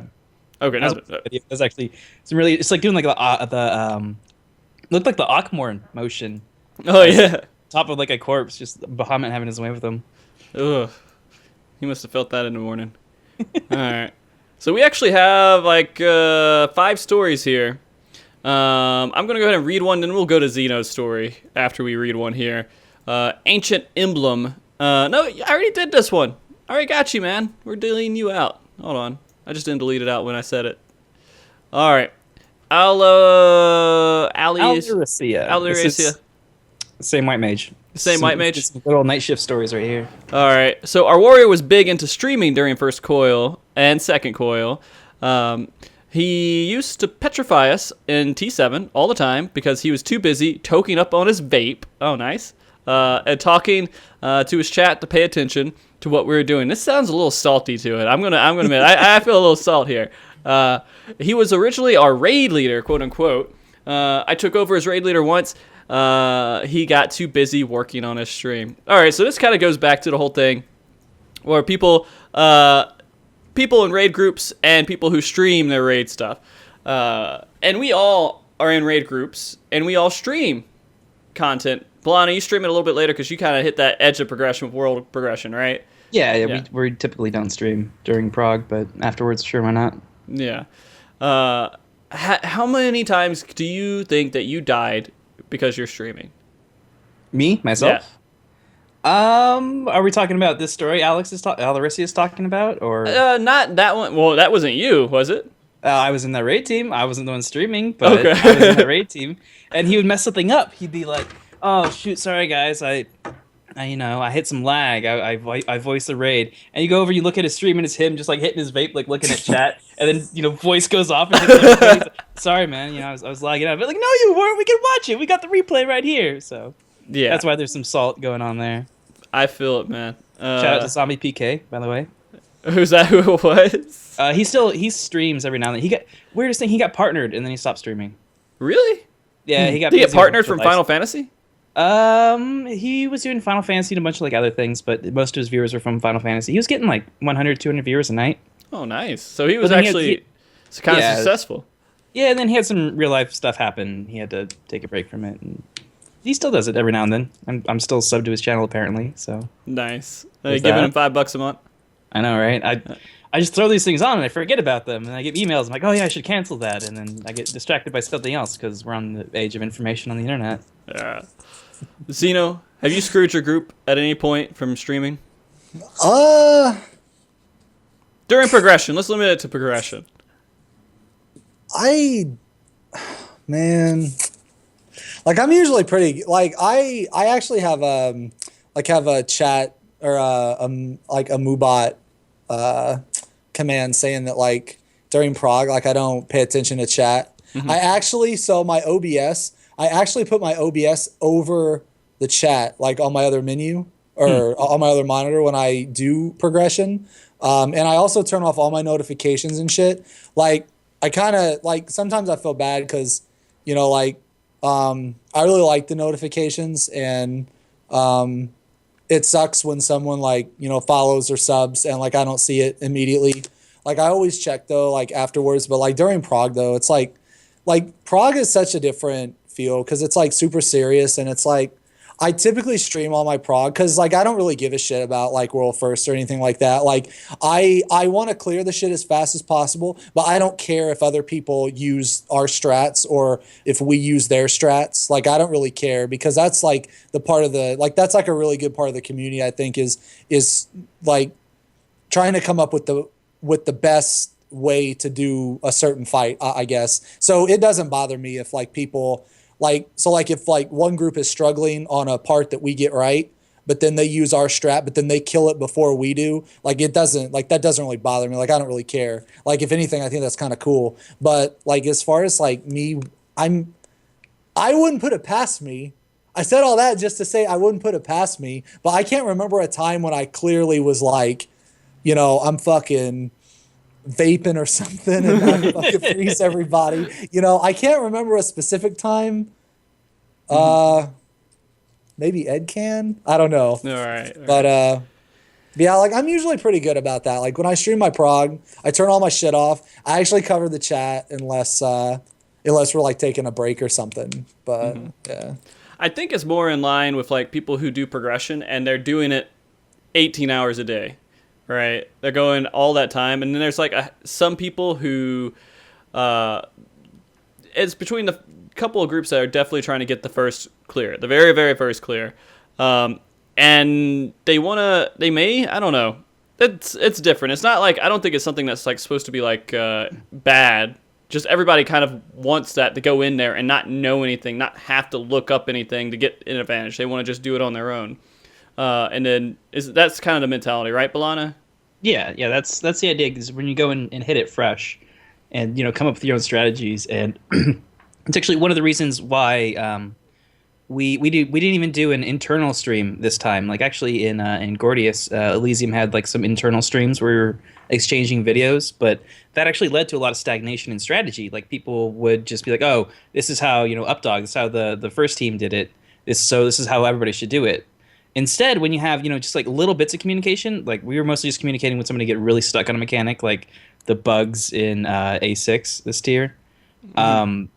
You start getting a lot of different people coming, the different teams coming up with different approaches to the strategies and like how to solve them. Like my team still does a really dumb strategy for A6 because that's how we managed to avoid doing like not getting the bug of the water transfer. Mm-hmm. So, oh yeah, my A6. I liked how they said people there hate wasn't a bug, and then the very next patch they fixed it. yeah, I know, right? We died to that shit, man. We only had it happen once. And so we got hit with that bug like 3 or 4 times, man. It was really fucking stupid. We had like 4 people stacked, boom, just dead instantly. Yeah. Oh man, I never had to deal with it. We were behind the nerf like they did to it, and you know I don't feel bad about it. You know I kind of felt like I would feel bad about it, but I don't. Because even though it was too difficult to begin with, it was like Savage 2.0, right? So I think them dumbing down A6 was actually a good thing. I hear myself, by the way. One of you guys are. Oh shit! It's probably you. That's probably me. It's probably you, Xeno. All right. I gotta use my push to talk better. That's all right. Like so, basically, once we cleared it, I still felt good in the end because it still was kind of. There are things that would punish you and you would wipe. Oh yeah. Yeah, they didn't completely remove the fangs from it. They toned down some of the nonsense and they fixed the bugs. So yeah, I still think 6 is harder than 7. I still think 6 is harder than 7 after the nerf, man. Yeah, I don't know. I still do. It's like we're on 7 right now, and just seriously, 1 or 2 people dying is pretty much a wipe for us at the moment, and so it's rough. And I guess I just need to heal better. I don't know. That's like part of the prog though. Is like. You almost have to ignore the stacks the boss gets when people die. I want to say because if someone dies and you like you instantly just boom, you're like, oh, it's probably a wipe because somebody fucked up, you know? Mm-hmm. Like you just keep going because the shit's gonna hit harder, but like 1 stack isn't too bad, and even 2 stacks is like doable, and 3 stacks is probably manageable with all the gear now, but like I guess it's pretty, like, I guess just pretty much like just keep going and see how far you can get, because you're probably like 3 minutes into the fight already. So at that point, like everybody's CDs are like up or whatever, so you can just like keep going. I guess, I don't know, maybe I have a weird way of thinking about that, but I think that it's like if you don't really focus too much on the stacks, and because it's gonna happen, like people are gonna fuck up, because I mean, even like groups that have killed it, like for weeks now, they still have people die to dumb shit. And you just, I don't know, you just keep going. One of the stupidest things, though, I thought they nerfed was that bomb toss. That's so yeah, stupid. that was being that was able the to coolest LOS part of that that fight. was badass, man. You go in there, that ad is just like, I'm gonna throw a bomb on you. Nope. Fucking run behind it. He turns around. I'll get you this time. Nope. Run behind him. Dude, that was so badass. Why the fuck did they change that? In 2.0, you used to be able to do that on every single mobcast. You could run through it. Like I remember doing like Stone Vigil, like normal mode, the old school one, and there'd be those little packs that would spawn of those little ice minions. And I was leveling warrior on my alt, and I'd pull like all 9 of those and just run in circles and never get hit. So, but now mobs will actually track you and stuff like that, and they applied that. That's like, I just thought that was so stupid that of all the things that they all the things they changed that. Like that actually, we had a lot of times where we fucked up that room and a DPS went in there, but it didn't matter because the DPS could just fucking, anybody could do it. Anybody. I think we had a scholar do it once, just on accident. We actually had our Black Mage do the healer one recently, and I think that's completely possible. Just we've never seen that actually happen. Trick for that, because I've actually accidentally gone into the healer one, but our scholar you can take your fairy, and before the walls come up, you can throw your fairy in there, and then just auto heal the closest person. I'm pretty sure that's what happened. I'm pretty sure my fairy kept him alive. But like, I thought it was pretty funny because we were like, well, we're probably gonna wipe now. Like we already got a couple stacks here. He's in there. And we just kept going. All right. So let's. We got Xeno story, which we want to get out of here. What's that story about that bard, man? Bard wiping 7 times. Oh yeah, man. I got fucking video evidence of this shit too. Oh, you got a video of it. Hold on, man. I got. Yeah. Is this like someone that you wouldn't want to call out though, or what do we? No. This guy. Nah, man. He's a cool dude, man. He still plays. He's in the FC 7th. Okay. They're on A8 Prague right now, and he's actually in box group. Hold on. I'm trying to find this video real quick so I can link it. It's called, here we go. T7 Sloppy Joe. Oh man, everybody loves Sloppy Joe. You should put these in Skype too, so I can tag them to the video when I get to upload it. All right, so basically, man, like we, what? Hold on, let me see who's in here. Okay. Oh, this was the. I like how your head just like disappears off the screen. This was the week that we kicked our monk. Okay. Oh, okay. This was the week that we kicked our monk. All right. So we got 7 on farm. Like we've killed it before. And so we're having X fill in. And I swear to God, dude, like, oh man, I got some serious awesome glamour right now, that Paragon robe. Anyway, so I swear to God, he dies like 11 times in this fight. He dies like 11 times. Like he gets rezzed, and then he gets hit with that fucking long range fireball. Boom, instantly dead again. Just instantly dead again. It happens like 3 or 4 times throughout the fight, and he gets like stoned and then killed. He seriously dies like 11 times in the span of this fight. Like it's unreal. I've never seen someone die that much in one single turn, and we kill it too. Which turn was it again? Turn 7. Turn 7. Yeah. Like turn, not A7, but turn 7. Yeah, turn 7. This was like Melusine. I got you. Yeah. Oh, I mean, it was the bard, right? Yeah. I mean, all he's got to do is kite those or nods, so he's just got to be up for when those spawn. So I mean, you can be down a whole. But you have 2 bards though, right? Yeah, we had 2 bards. Oh shit! We had a fill in. Well, we had a fill in, so we just had to get somebody in there because like that was the week that we kicked our monk, and we just had to have a fill in, and which man, I'm telling you, like when you get time, man, watch this video. It's pretty funny. Like, Okay. just count how many times he dies. It's Do you have some unreal. good music to it too? It's crazy. I don't think so. I think I just got Coil. Oh, okay, I gotcha. Yeah, it's just Coil music. And well, Coil music was cool. It was a lot better than Alexander, than that shit they got in Alexander. The only cool thing about Alexander is that last part where it's like So many people in my raid just hate that. Really? Hate that I really song. like that. Did you hear the music mashup version of Space Jam in that? Together? Space Jam in that. Oh man, I got that was a good one. Yo, it was like Alexander Slam Jam or some Slam Jam. Yeah. All right, I'm gonna look that one up then. Okay, so let's go into this other viewer question here, or not viewer question, but viewer story. This one is a little bit longer, so give me a second here. It's from Ramoth Elgor. I think that's how you say it. Elgru. I don't know how to say it exactly. All right, here's one. I hope it is not too boring. When Heaven's Ward came out, we formed a brand new group, but people who already did it, but with people who already did all the coils. And we even farmed some stuff for funsies. Then when Final Coil went into Duty Finder, whiffed them even. I'm reading this wrong. Whiffed them even though Final Coil went into Duty Finder. Anyway, we made good progress. Then there was A3S.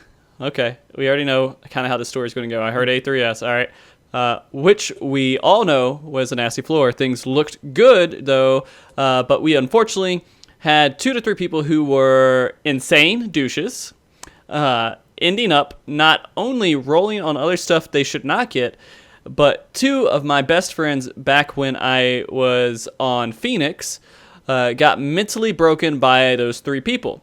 Those 3 people got literally consumed by the frustration of A3S, and at some point, which ended up breaking 2 of my closest in-game friends' minds. This sounds like some psychological shit, man. Damn, this is like a movie going on right now. Holy shit. But we could not confront them because out of nowhere, they switched servers and ditched all of us, making the group disband. Eventually, everybody went their ways, and parentheses, apology for my English. Okay, I thought that was pretty decent. It wasn't too bad. I kind of butchered it a little bit, but so in the end, there's a couple, 2 to 3 people in the group that are constantly just like, I don't know, like crazy trolls that are just doing things that just completely mess with your mind. We didn't get much details into what those things were, but do you guys know anybody who would literally drive you insane? I don't know, man. Yes, and I do not run with them anymore. Okay. I have a story that when my story comes up, I might tell you the story about the guy who kind of drove me a little bit crazy. Although last guy did that too to me, but I mean, when you get in these situations, and this is the part that's kind of I understand that people were already frustrated with those people, but if they left, this is like a brand new hope. Yeah. This is like sunshine. It came out of a cloudy day, right? You take advantage of that, and you're like, there's 3 people to replace. That's not that bad. You can find 3 other people who could join your group. But again, if everyone else is just leaving because of that, and they're just gone, and they're gone. But I would salvage that. If you had 5 people total that you wanted to play with, and you only had to find 3 other people, find a couple group, which we talked about that a couple weeks ago. Find a couple that wants to play together. This is an opportunity for them. Balana hates them. I'm a couple group in my raid group, and it works out fine. I think it works out fine. I've never seen it work out fine. Do you not know me? Well, Come on, I know Balana. you now. All right. Do I know you in a few months? And we'll see how things are going then. Yeah. I guess it's a little bit different if you're the raid leader as well, but it's a lot of the times I see them that they kind of team up against everybody else in the raid and they kind of self-ostracize themselves and things like that. So Yeah, I mean, they do come as a package. One's not going to play with the other in most cases. I mean, there are scenarios where, they do that. One person gets bored of the game, the other one doesn't get bored of the game. But in the end, these guys, if they like the game and they're playing together, and they might talk to each other about it. And so they are actively talking to each other about strategy and other things to make the fight better. And this is all stuff outside of the game that just kind of comes back to you. I don't know. Balana, apparently. How many couples have you ran into? Like that went wrong for. out of the 4 I've run 4? into that I've run with. Yeah, it never ends well. If you want it's probably good for short term. It's probably good, maybe if they're married and like living together, be better. But this is always like the internet dating groups. Oh, it was the internet dating. Yeah, that the could be a ones who would like different- meet each other through the game, and then now they're a couple, and they're always like Skyping each other during the raid. And But they don't live together, right? They don't like Right, actually. right. Okay, I gotcha. Yeah. They don't see each other like out of the game. It's all in-game stuff. Well, I mean, they meet up in some random location in America, and get to Yeah. whatever they're gonna get to. Yeah. And, I gotcha. Xeno, have you had any issues with couples and groups, or have you never dealt with it? Yeah. Yeah, you don't want to talk about it? There will be some unnamed people, but just some man. I normally do not raid with couples. I do not raid with couples. I like even people that are related is questionable for me because there's always that like you always show that person like not the same like treatment or whatever, you know what I'm saying? Like there's always that biased opinion or whatever, and like a lot of that actually had to do with why my Leviathan group broke up. Just immature bullshit, man. And like I don't fucking do that shit. Like just because like someone's dating someone else, I'm not gonna talk to either one of them differently. I'll talk to them the exact same because that's how it should be. Right. Like I don't give a fuck if you two are doing whatever you're doing. With whatever. I don't fucking care. Like I'm here to play this game. You're playing this game with me. You're raiding with me. So like if like one of you fucks up, like I'm gonna say it, and the other person should say it too. But like a lot of times you don't get that. Like it's really rare when a couple or like people that are related will do that. I mean, I'm not saying it's not possible. I'm not saying that. I'm saying it's really rare. And I think that like if in all honesty, I loved my Leviathan group. It was awesome. Like I met so many cool people in my Leviathan group. I met Perez in my Leviathan group. Yo, he's like my little bro. He's like my little brother, you know? Right. And like I met him in my Leviathan group, and it was really unfortunate what happened, but it was just immature shit. It was just some immaturity and just young fucking couple shit. And that was the end of that. But Yeah. But at the same time, there were some good things that did come out of it too, because I met some really cool people. But like, yeah, man, I normally don't raid. Like, if I would have known they were a couple before I joined the group, I wouldn't have joined. But I didn't know until I didn't know until I'm like 2 months in, and I'm like, wait, when the fuck did this happen? It's like, wait, so let me get this straight. You've never met. You've never met. You've just met on the game, and that's it, right? Mm-hmm. Like, I don't know. I mean, I couldn't do it, but so I don't know, man. There's been at least 2 situations I can think of where people met in like an MMO and they met up and they're married now. There are situations to where they're couples, they meet up and stuff's extremely successful. But yeah, there are flings on the internet with people who are single, and things can happen like that, and it will cause issues because they're trying to impress the other, right? That's when you're still in that stage of like, hey, I need to impress my girlfriend here. If someone says something bad, I'm defending her. No way. She did not step on that mine and kill the entire group. That was a glitch. There is something wrong with that, and they'll just fight that, right? I mean, there are those types of situations and those newer couples that cause issues. All the successful ones I know about have been together for a long, long time, and they both play MMOs. But I feel like that's a very good difference to actually point out to if you guys are dealing with couples and groups, and these are a couple people that are together. You might have some drama added to it, but if you just want to play, you might have a little bit of time there. You might have some time there with them. Like I actually, okay, like Snuggle, right? Mm-hmm. Snugglebug. Okay. Yeah. Well, I met her years ago on Terra. Like I met her years ago on Terra, and like we dated for a really long time, and we're still like best friends. Like I love Snuggle. She's awesome. She's one of my best friends. But when we raided together, like it was, man, it was like bittersweet. It was like cool because I was like raiding, with my girl, but at the same time, it was like when I would die or something, I would be like, why the fuck did I die? What are you fucking doing over there? You know? Oh my god, all right, hold up. Okay, so I got this really funny story here. Okay, let's do it. Right, So that's why we're here. Okay, so now I know this is a different game, but whatever. So we're playing Terra, right? We're playing Terra. We're doing threes on Terra.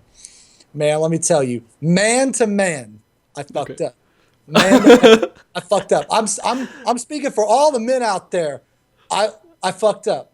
So what happened, right? We're doing threes and we're doing solo queue and we're trying to queue up together. We're trying to get on the same team, you know? And oh man. Okay, so we get on opposite teams. Right? And I'm like, oh fuck. And I'm like I don't say it to her, but I'm thinking to myself, yo, I'm about to fuck you up, Snuggle. She's a healer. And I'm thinking to myself, boom, I'm about to fuck you up. So I go over there, get her in the stun lock, boom, boom, dead. Dead. Instantly just dead. And she's like, oh my God. And I'm like, in my head, I'm like, yo, get fucking wrecked, you know? And so we just delete them. Like, just delete them. And so then round two. And I'm like, you know what? I'm going to go for a DPS because if I go for her again, she might get a little mad.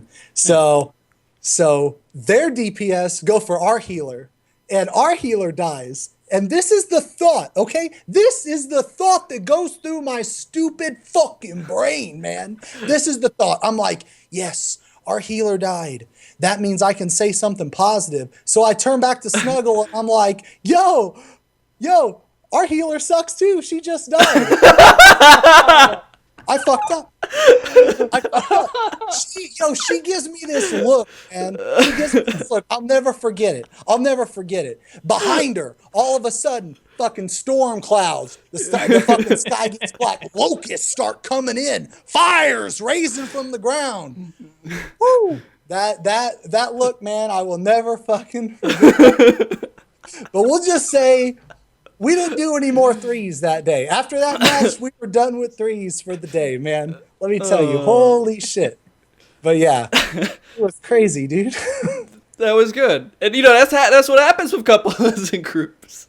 Is that these things can kind of fuck things up for the rest of you. Don't want to play the game anymore because of these situations. But but in all fairness though, man, like oh my God. Man, okay, I played a Slayer, right? And Slayers had this teleport backstab. And I had this combo, right? Boom, teleport backstab into a backflip. And I'd stun her and get her in the stun lock. It was so sweet. I wish I would have recorded it. I literally 100 to 0'd her. She had no chance. No chance. It was over. I felt so proud of myself. But at the same time, I was like, I just killed her. What is she gonna do? You know, I don't know, man. That was just and then I fucked up, and then we didn't do threes for the rest of the day, so I kind of ruined that. But whatever. So yeah, exactly. With Kerr, it's the exact same way. I can't play against her. It becomes a really bad situation if I play against her. We were playing, what was it, Rocket League, and we're playing just 1v1 with some bots, and I'd go in there and be like, oh, I'm about to get it, and I'd like score a goal. I'm like, oh, and she just looks at me and she's like, mother, shut the fuck up. Just I don't want to hear you. I mean, I've watched her raids a few times, Frosty. I figured it'd be her schooling you. Yeah, she might. She's really good at playing White Mage, and I am a very subpar scholar. 'Cause I don't know what fucking Adler does, but all right, so that was good. We jumped into that whole thing about the couples really well. I don't even know if that was really part of. It was just a tangent of what we were talking about, but that was a pretty good subject there. All right, so let's hit this next one. We just want to hit we got a few in here, so I want to hit, well, there's actually a couple here. One's just really, really long. So we're going to hit the next one here. Then we'll get into yours, Balana. If you have another one, are you ready for another one? I mean, I've been throwing them out alongside these other stories, but I mean, I could pull something out. All right. Looking for all right, I gotcha. King's All. Tale. Let's do Kings real quick. This story is back when Alex Savage just released. We were lacking a main healer, and we recruited a White Mage. The White Mage was having trouble healing us through A1S. We keep dying during progression, and it took us ages, so we asked the healer from a different team to help. We apparently the White Mage we got didn't unlock his Heavensward skill, and we facepalmed so hard, and in the end, of course, we replaced him. So that's a pretty big hit there. Especially depending. I mean, it depends on the kind of group you are. If you're like, well, we're just throwing together. We have no clue what we're doing. We all admit that we have no clue what we're doing. Maybe that is really pushing it though, to not unlock one of your skills throughout the quest through Heavensward, right? And if you're not unlocking all your skills, man, get the fuck out. How do you get into Savage? Just I don't understand go. how it even hits that point. Oh my God. I was helping this warrior. I'm not even fucking kidding. I was helping this warrior and he was trying to clear Ravana for the first time. This motherfucker, he was level 60 warrior and we're like, I'll tank, you just DPS since you're new to the fight, and he's like, okay. So about 20 seconds go by, he ain't put on fucking Deliverance. And we're like, what?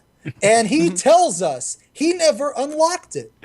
He never unlocked I can just his imagine skills. I can imagine how that made you feel, Xeno. Do you know what the quest is to get Fellcleave? You have to go out in the fucking woods and you have to go catch a fish with your bare hands. And then you bait a bear. You do battle with a bear to get Fellcleave. How can you not do that quest? I was outraged. I will never forget it. I mean, I still wanted to help Xeno's him. like throwing stuff. He's so upset. He's just like, How do you not unlock your abilities, man? That's fucking stupid. Level 3 fates. Fucking stupid. just level only do fates. Yeah. Actually, when we were farming our Sephiroth weapons, one of our players is like, hey, let me just jump on my alt and get in here real quick. It's like, oh, we need you to go Dark Knight. It's typically Paladin. It's like, okay, yeah, I was coming in Dark Knight. He was like, wait, where's my dark side? He had done 0 Dark Knight quests. He just leveled through fates through the whole time. Didn't bother doing any of the quests. So he had none of the quest abilities. Like, I'll be back in like an hour, guys, okay? Like, he just went off and cranked them all out real quick. Oh, God. Yeah, that... whew. It kind of reminds me a little bit when I played, I think it was Summoner. And you level up a Scholar all the way through, right? All the way up because they're easy to level up and do dungeons with. And then you switch over to Summoner. Now you got to do all the Summoner quest. It took me a little bit to realize that. I don't think I got into any critical situations before that happened, like any real raids or anything. But I feel that. I feel how people can actually do that. But But not a Dark Knight. I don't know, man. I don't know. Somehow, some way. It was on his alt character. Okay. His alt job on alt character. So you could throw up Dank Side, man. That's like the best part of Dark Knight. Dank Side. Right. Okay. Balana, you got a story? Yeah, sure. I guess we'll throw it back to the clip you pulled for the intro. And this was actually from the night that I killed A8. We're going into the last phase. This is, I think, our 3rd or 4th time actually getting to it, and everything looks really good. And going into it, so when I need to get into the zone, what I like to listen to is the Bruce Falconer Dragon Ball Z soundtrack. You get some of that, Vegeta theme going. You get the Super Saiyan theme, that kind of thing. And serendipitously, going into the last phase, the track rolls around. Super Saiyan 3 theme. It's like, oh shit! It's like the power up. It's like that's badass, man. Yeah, it's like, oh man, this is my chat. I had like 10 whole people watching me stream, and the chat was blowing up. Like, oh my god, it's perfect, and we wiped it 1%. That was the video. Yeah. So, yeah. That was the clip. So I had to highlight that just because it was.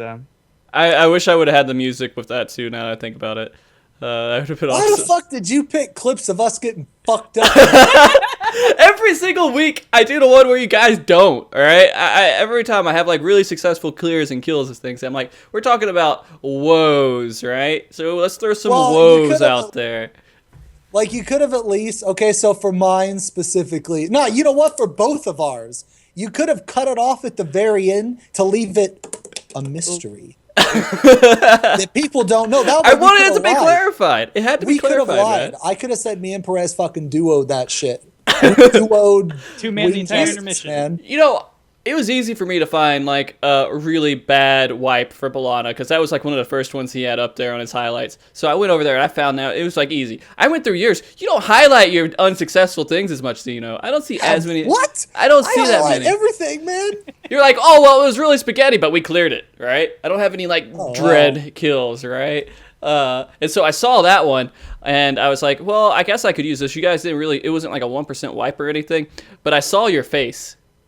And I saw you just like going crazy, and I was like, That's the clip I'm pulling. Yeah, that was hype, man. That was when we first saw Robots on Ice.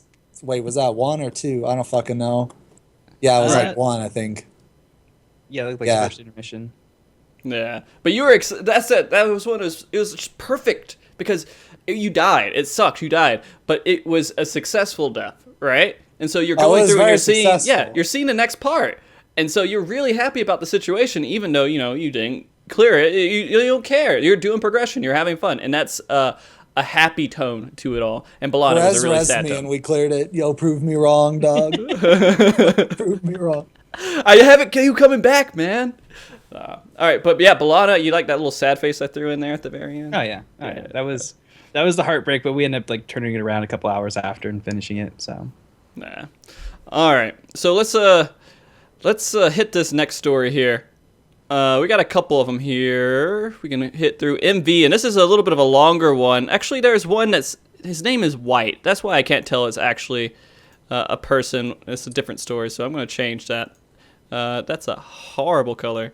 Don't put dark gray on black, guys. You can't see anything. Let's see. Move that over to whatever. Same color it was. MV. All right. I was part of a raid group near the end of 2.4 with a terrible leader who manipulated people and tried to force out our bard by accusing him of something he's not. The group broke up and I was very dispirited at the time. I checked the party finder and find out a T9 group is looking for a quick clear for a friend. I go in there and we one-shotted it. And the badass tank chest dropped. I asked if I could get it and they all let me have it. If it wasn't for that PF group, I would have quit raiding for good, possibly even the game. A few days later, I joined a new group and we cleared Final Coil in 2.5 and we did tons of pugging coil in Duty Finder and Party Finder. Joined a great FC, and I've been with them ever since. Looking forward to the Raid Finder in 3.3 so I can start pugging 24/7 again. All right, so this story pretty much tells us there's always hope at the end of the tunnel, right? Now that's a good story, dude. That tank coat. Oh my! The tank coat. Nice. It is amazing. And that tank coat. Yo, you know who designed the tank coat? Actually, the guy who designed Titan. That guy's just like god of Final Fantasy battles. Yeah, he designed it, man. I got an email here from Yoshi P. He says, "You like that tank coat? The guy that designed Titan made it." That's all it says. Legit. Sounds End legit. of email. Nice. Please look forward to it. Sorry, that's the end of the email. Okay, so I have a story sort of related to that, but this is a little bit different because it was with my stack I'm currently with, and we still cleared A7 and everything else, but it was with my A7 clear, and so I'm at A7, and we're spending months, man. We're on this for months trying to clear A7, and we're all stressed out. We hate this fight. We're just tired of this stupid wall that we're in front fighting. And so just one night, me and Kerr were like, let's get some progression out on Monday. Let's see who we can get in. Nobody from the static wanted to do it. They're like either tired or they weren't available. And we're like, okay, we'll just go into Party Finder. So last night, if anyone wants to come in, it'll be 0 chest. I don't care what people want to do. We're sitting there. We wait 5 minutes and then 6 people join immediately. This is a carry group. So a carry group basically joined my Party Finder and we killed it in one shot. What, A7? A7.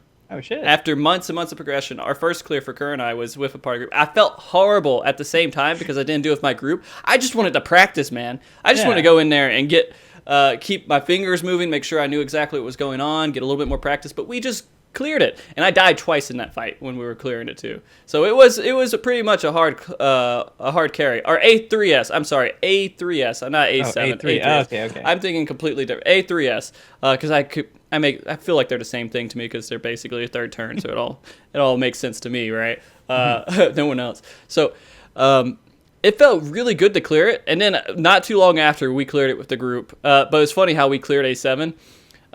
We'd clear it, and then some of our people weren't there. And then next week we clear it, some of our people weren't there, and so everybody kind of slowly got their A7 clear by just filling in spots where people couldn't make it from last time. You mean A3? A3. I can't do it, man. I'm just confused. I know what you meant. I know what you meant, but I was just, you got to correct me. Yeah, if I mess up like that, correct me. Yeah, the folks at home. A3. You still haven't cleared A7 yet. I still haven't cleared A7. I'm still working on that stupid merry-go-round, man. But yeah, no, it was a good feeling going through that. And afterwards, it wasn't horrible. No one was upset. Everyone knew what we were doing that night. I made it clear to the rest of my group we were practicing on A3S and that we were doing that. So I think it was a positive thing. My group didn't disband, so good. We did have to replace, I think, one person, but that wasn't because of that. It was because of the person themselves. Okay, so let's go into this next part. Oh, God, why is this not highlighting everything? It's just moving stuff around. I'm going to tell a quick story, and then we'll finish up with the rest of their stories here, because we have, actually 4 stories that I've developed since then. And we have some questions. There's never going to be an end to these stories. It's going to be up to you when you want to call the show, man. No, I'm feeling good, man. And you guys are feeling good, too. I know you are. Oh, yeah. I got like an hour. Yeah. But, yeah, no, we'll finish it up. We'll wrap it up here in a second. I want to put my story out there. It's going to be really short, too, because I didn't jot down notes for it, so I don't remember the exact details. But this was with a member who was a monk in our group. This was a different one. And he was just on TeamSpeak. He didn't speak English very well. But he was on TeamSpeak. He made an effort, and he would say funny things all the time. It was just hilarious, some of the stuff he would say. He'd just be really silly. He was like a good player in the group. And then some nights he was just horrible. He wouldn't say a word. He was just like, I don't know, it's just on and off bipolar kind of function, right? And so there were some nights that they were having issues with people showing up, so I got everyone's phone number. I didn't do GroupMe at the time. I just got people's cell phone numbers, right? He had my cell phone number. And this guy, he got really, really attached to Kerr and I as friends. And he was just obsessed with talking to us all the time. And there's some nights where I just don't want to talk, man. I don't want to say anything. I just want to be, let's raid this. And he, I'm sitting off to the side and I'm just do my expert. And he wants to have this whole conversation about life and everything else. And I don't really, it's hard to say, no, I don't want to hear you say this because I don't want to be bad about it. Because there could be something, a little bit wrong with him at the same time too. But he has my cell phone number. And so one day he calls me. And he just starts talking about all of his problems and how he's in this situation. He's thinking about suicide and everything else. And I'm just I just want to play the game. I don't want to deal with this other stuff. And it's just it's really depressing. And we go back and forth for a while. And I'm just hey, man, you really got to get your stuff together. You got to figure this stuff out. I give him good advice. I'm not backing out of it because I can't live with that kind of stuff on my head. I have this horrible, depressing feeling. And if I ever cause anyone to kill themselves, I couldn't live anymore. I don't know. It would just destroy me. So I have this, it's one of my phobias, right? Okay. That if I was any part of making someone do that. And so in the end, I'm talking to him. I'm being a good friend to him. I felt like I should have been, because he was in a bad state. And eventually he doesn't log on. I don't hear from him for a while. Then he logs on one night. He's hey, man, I'm transferring servers. I just can't do this anymore. I'm okay, do what you got to do, man. If you feel better in a different server, that's fine. He transfers from servers. I never hear from him again. I hope everything's good with him. I will end that. Man. Yeah, I hope you should just send him a text right now. Be hey, how you doing, guy? And you're gonna get a 20-page reply. Yeah. I didn't want to. That's the thing. I just wanted. I had to tell myself he's a grown man. He can handle himself. And that I'm sure he's fine. He'll find friends, and it'll be great. He'll find someone that he can talk to and be silly with, and maybe he won't be manically depressed. And I don't know. And hopefully my advice worked. So. Have you guys ever dealt with someone who was critically, emotionally in a horrible state? Yes, pretty much exactly the same story. There's a guy in actually my old FC night shift.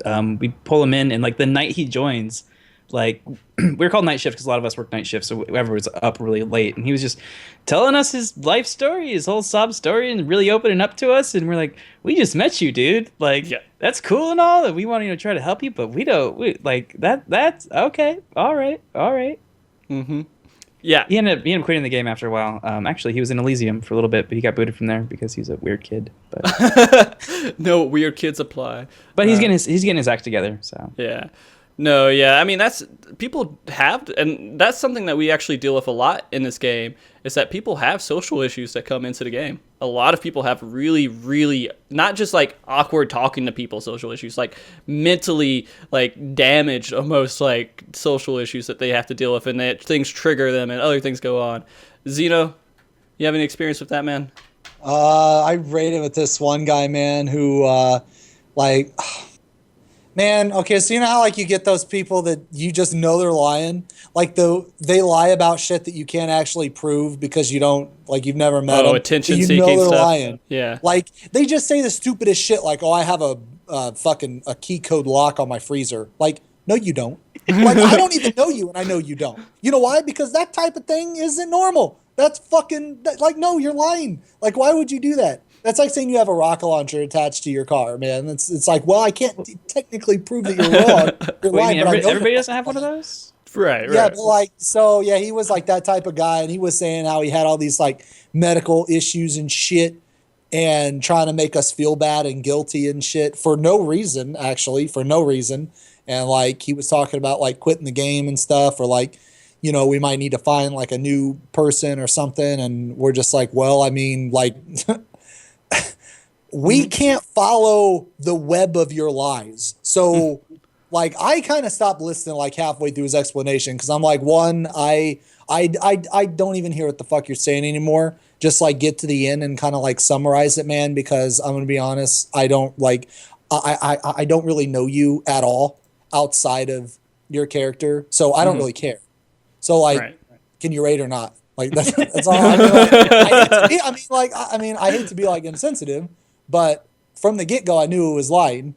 So it's kind of hard for you to like, at least for me, if I know someone's lying and shit, it's really hard for me to like show them sympathy or care about their like feelings and shit. So like eventually what happened was he ended up leaving the group for no reason. And then he like, I don't know, he like transferred servers or whatever. But it was kind of ironic because the week that he left is when it was actually during, well, I don't want to say what raid tier. Okay, fair enough. Fair enough. He cleared the turn that we were on after he left. I'll just say that. That works out. So, yeah. Man, and that's that's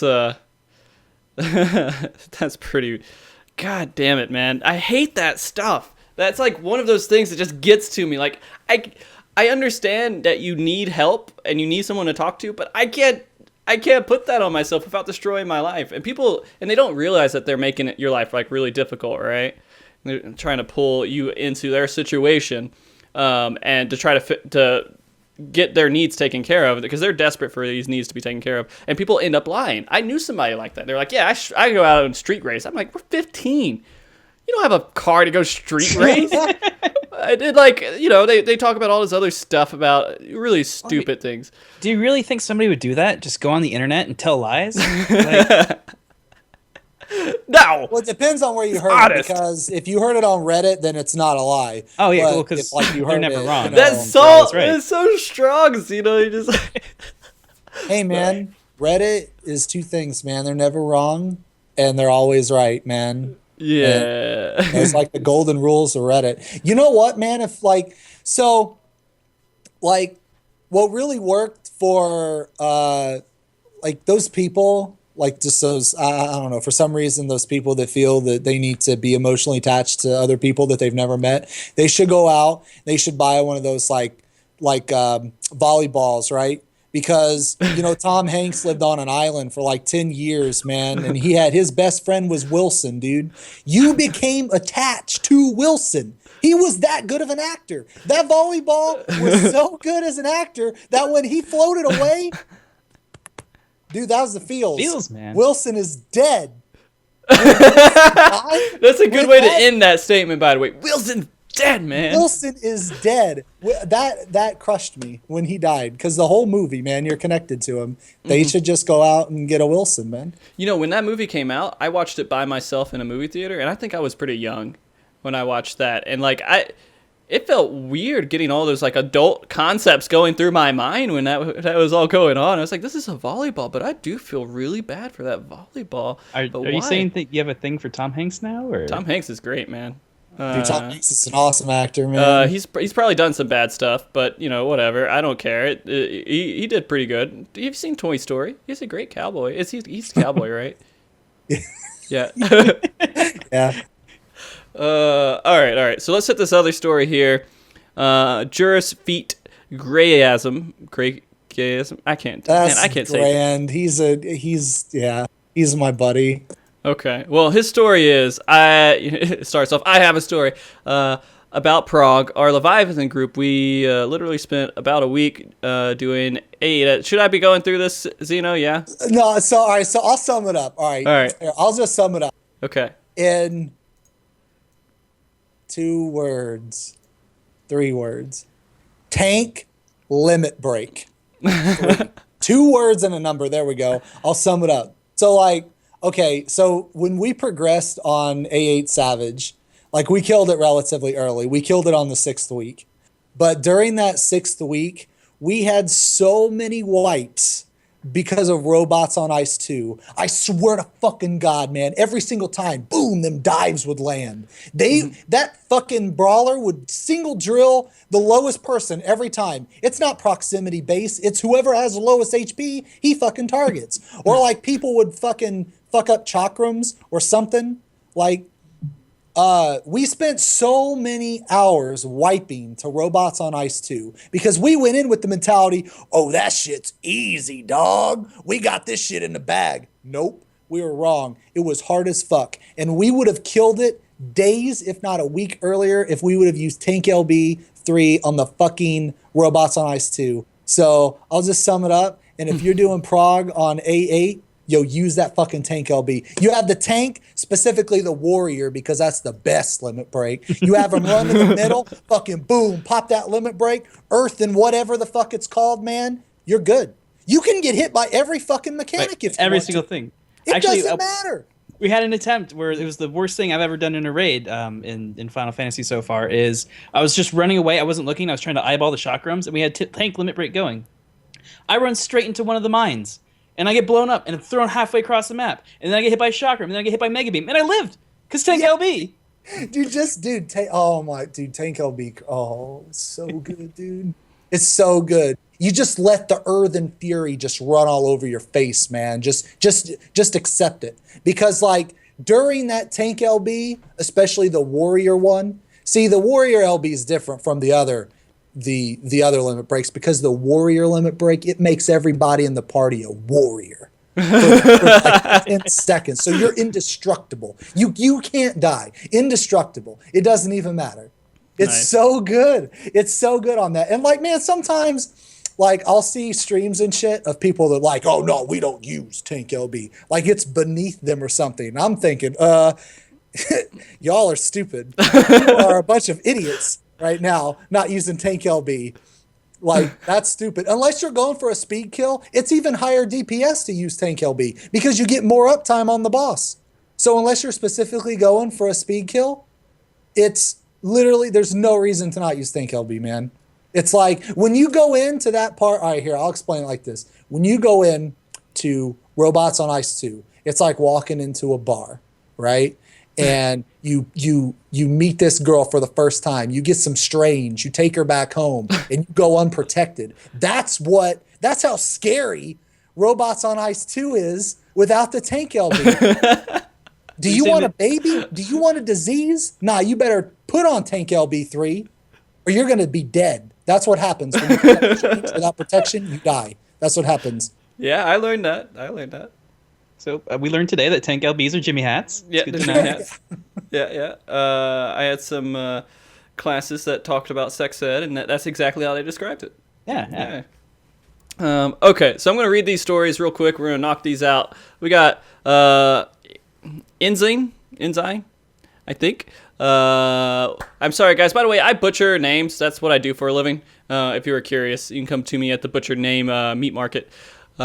Anyways, was back in T5 5 weeks after, or 5 after weeks. T55.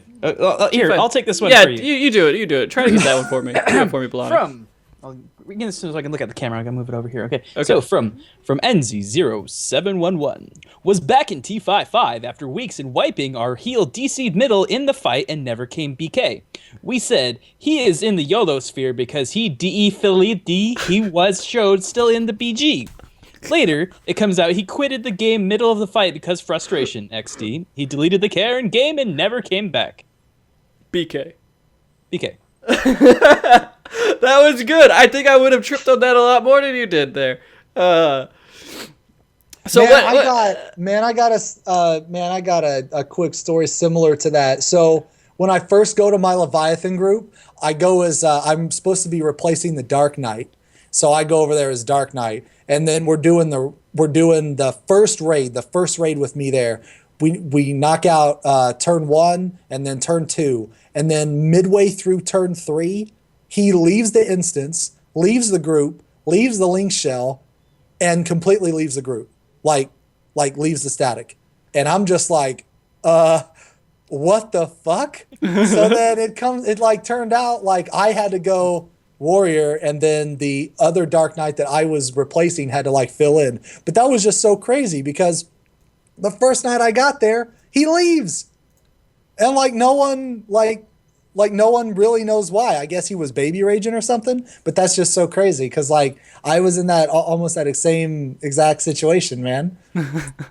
That's awesome, man. All right, I'm going to hit up this next story. I'm going to just keep rolling through them so we can hit them all real quick. This goes back to the couples one. It says, speaking of couples, this is a long story. I forgot the LOL. LOL, this is a long story. So there are 2 statics in our small FC, and this happened to the one OPP that I was in. The warrior of the group in a relationship with, in the relationship with the machinist of the group. And in the other group, there was a rocky situation that happened with the monk and his, in real life, girlfriend. So, this warrior jumped on him, sent him all sorts of nudes and Snapchats that included dildos, etc. Well, things got better between the monk and his in real life girlfriend. Anyways, everything that had been sent to the monk then was sent to Line, which is a chat program on your phone if you guys don't know.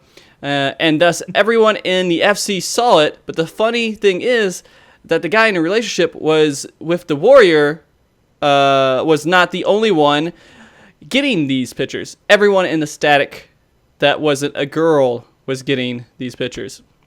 Well, the static broke up. The end. Oh my. That is that happens, guys. Be careful where you send your news things, man. Yeah, you don't need to do those kind of pictures to your raiders, guys. It's not good. We don't need to see any kind of handsome red devils. You always got to remember. I'll show you pictures that I send people. No, it's just a very, very, very horrible lewd picture that you're sending. Is this really a picture of the red devil? No, I whenever I'm talking to a female, I hit them with this. I hit them with this nude that I got here. As a picture. If I can show this shit, man. Yeah, that's right. I'm showing this. It's your equipment next to a border. Oh yeah, duh. That is a long link, man. Just click on it, man. I promise, dude. That's what I look like. Oh yeah. That's actually a pretty flattering shot of you. That was before you got the haircut, right? I left my shoes on because I was outside. Okay. Yeah. That is really good. I'm glad. You should send that to everybody. If you guys who are not watching the stream, and you don't see that link, I feel so bad for you. It is an epic picture. All right, let's hit some of these questions. Snuggle knows she's like every fucking time. She knows. Every time, man. Sorry, that's not how Snuggle. Snuggle sounds so much more awesome than that. I'm sorry, Snuggle. All right, Camus108 question: since we are talking about raid, what do you guys think about the raid loot system? Do you guys think SE will ever change how it works and get rid of that 1 out of 0 chest thing? Meaning, I guess if you get, I guess he's referring to if you have a person in there that's already cleared it, you only get 1 chest. I really like that system. It's WoW I know has moved over to a personal loot system where whenever you kill a boss, you automatically roll on the loot table and it sees if you get anything. I still like having the the chests that you open up, you kill the boss, you got the loot in there, you got to distribute it. It adds a bit of a social contract between you and all the players. Like you're not going to try to steal this gear because we're gonna hand it out to people who actually need it. Yeah. And actually, I really like the 0 and 1 chest thing because it incentivizes people to go out and get a fresh group to go and clear it. But I mean, if you don't have that, then you can go get the 0 chest clear and still get the page. So Yeah. I completely agree that I think the loot system's actually in a pretty good spot right now. I mean, it sucks because sometimes you're not going to get loot, but that makes it kind of exciting, right? When you get it, you're like, oh, man, these tank pants. God damn it. Yeah, I got it. And then you leave the instance and you don't roll in it, right, Xeno? Oh man, that's a story. I was saving that, man. Okay. You can go ahead and say it if you want to real quick. Give the backstory. That. Oh, I was saving it. Okay, so... All right. Okay, so the legendary tank pants. All right. Yeah, everyone knows the story, though. So these tank pants, man, they were legendary. These are the tank pants heard around the world, man. Like these, if you were gonna wear pants, right? If you're a pants kind of guy, you want these pants. You definitely want these pants. So like we're doing some A3 prog, right? And man, we're just, dude, A3. Oh man, A3 was the static killer, So when you killed A3 for the first time, that shit was hype. Just fucking, just hype. So there was so much hype when we killed it the first time. So much fucking hype, dude. I was just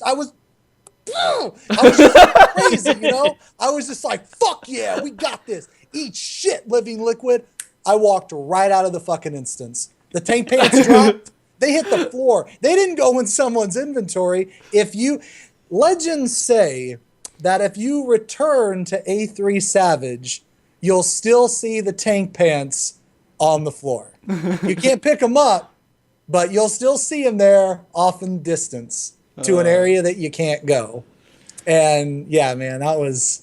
And you know what? To be fair, though, like, after we killed it, I was so excited, I didn't even care. Like, I was just like, oh, finally we're done.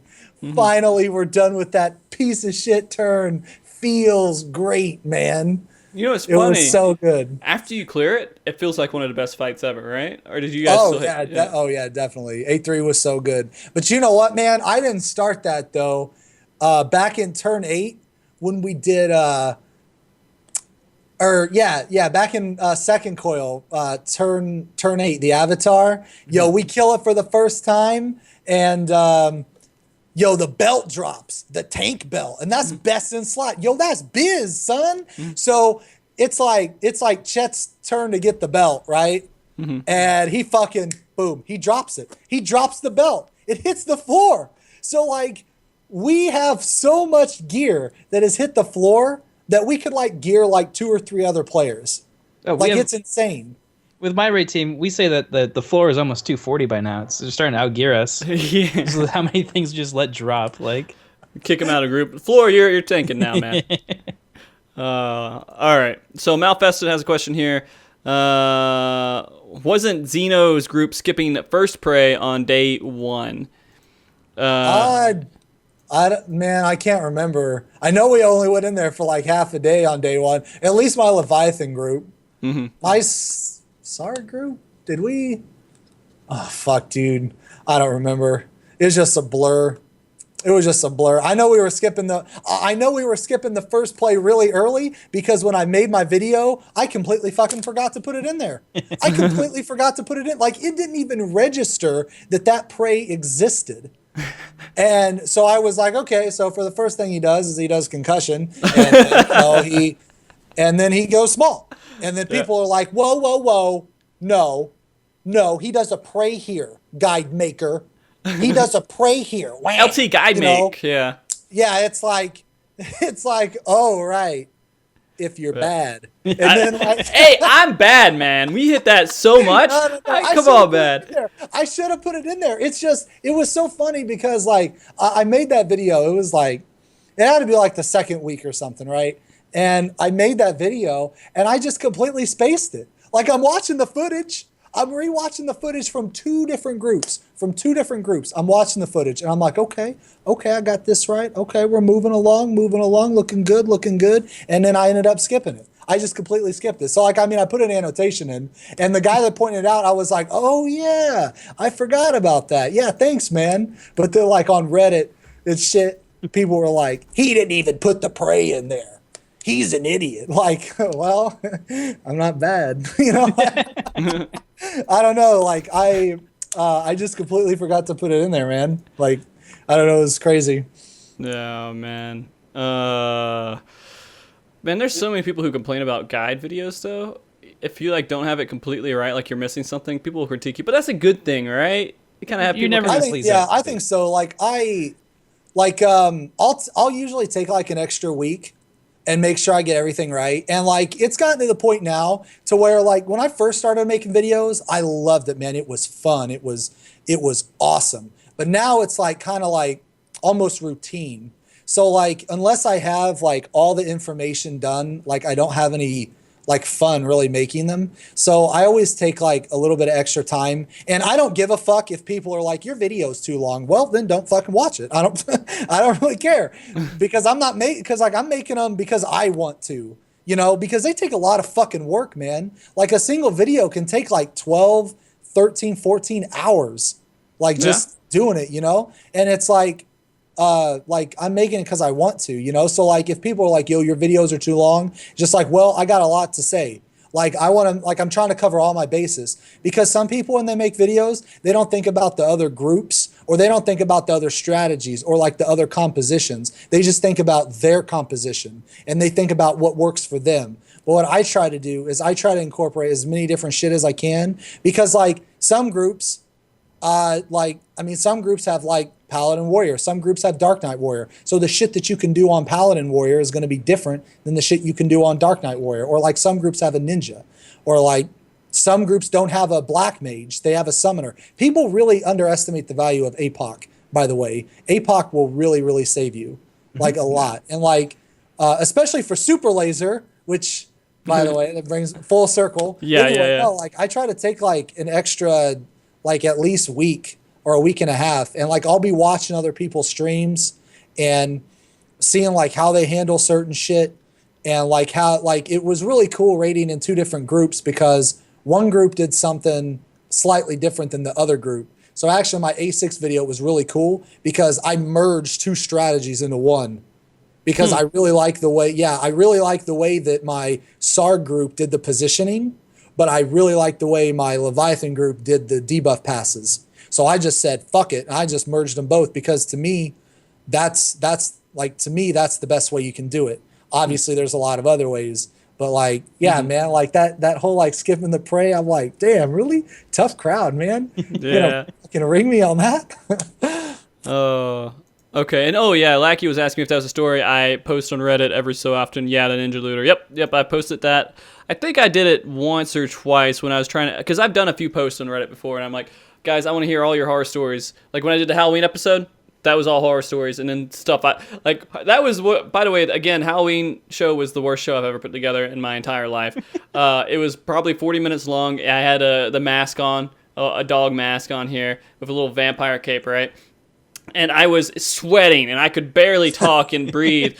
And I'm just sitting there I wrote these like stories. I just made up some like horror stories, some like creepy stories that I could just write like a one-page stories. And I just wrote them down, and they were bad.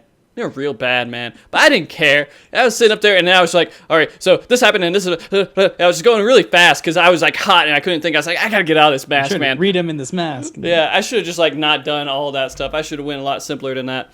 And that's all I did for a Halloween episode. It was one of the worst produced episodes I think I've ever made in my life. I'll have to go back and watch that. Yeah, and then I I also took some horror stories from other people too, and I read those on stream. And then there was one episode about a year ago that I did where we talked about horror stories that we collected. But this episode has been fantastic.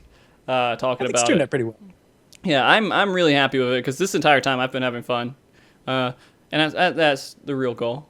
Is for me to enjoy myself. So thank you guys for helping me enjoy myself. No problem.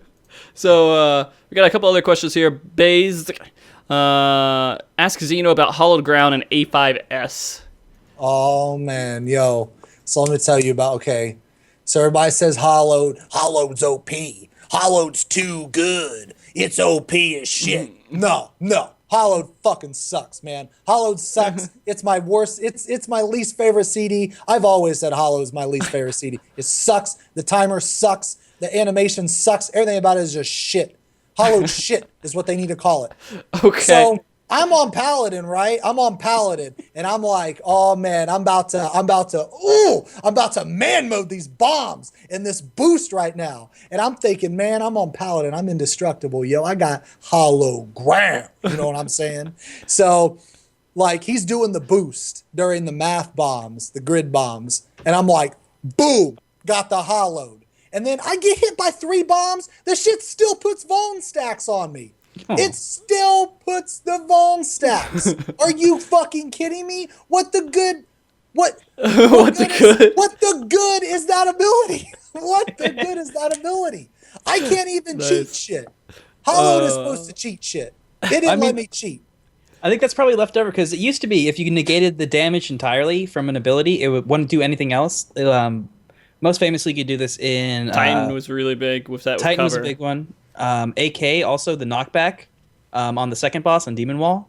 Mm-hmm. If you had shielded up everybody, Stone Skin outblow them, and then they get hit by that, they don't get knocked back. So that was, but I think they changed it in Heavensward or late in 2.x, where if you get hit by the ability, you still take the effect even if it doesn't do any damage.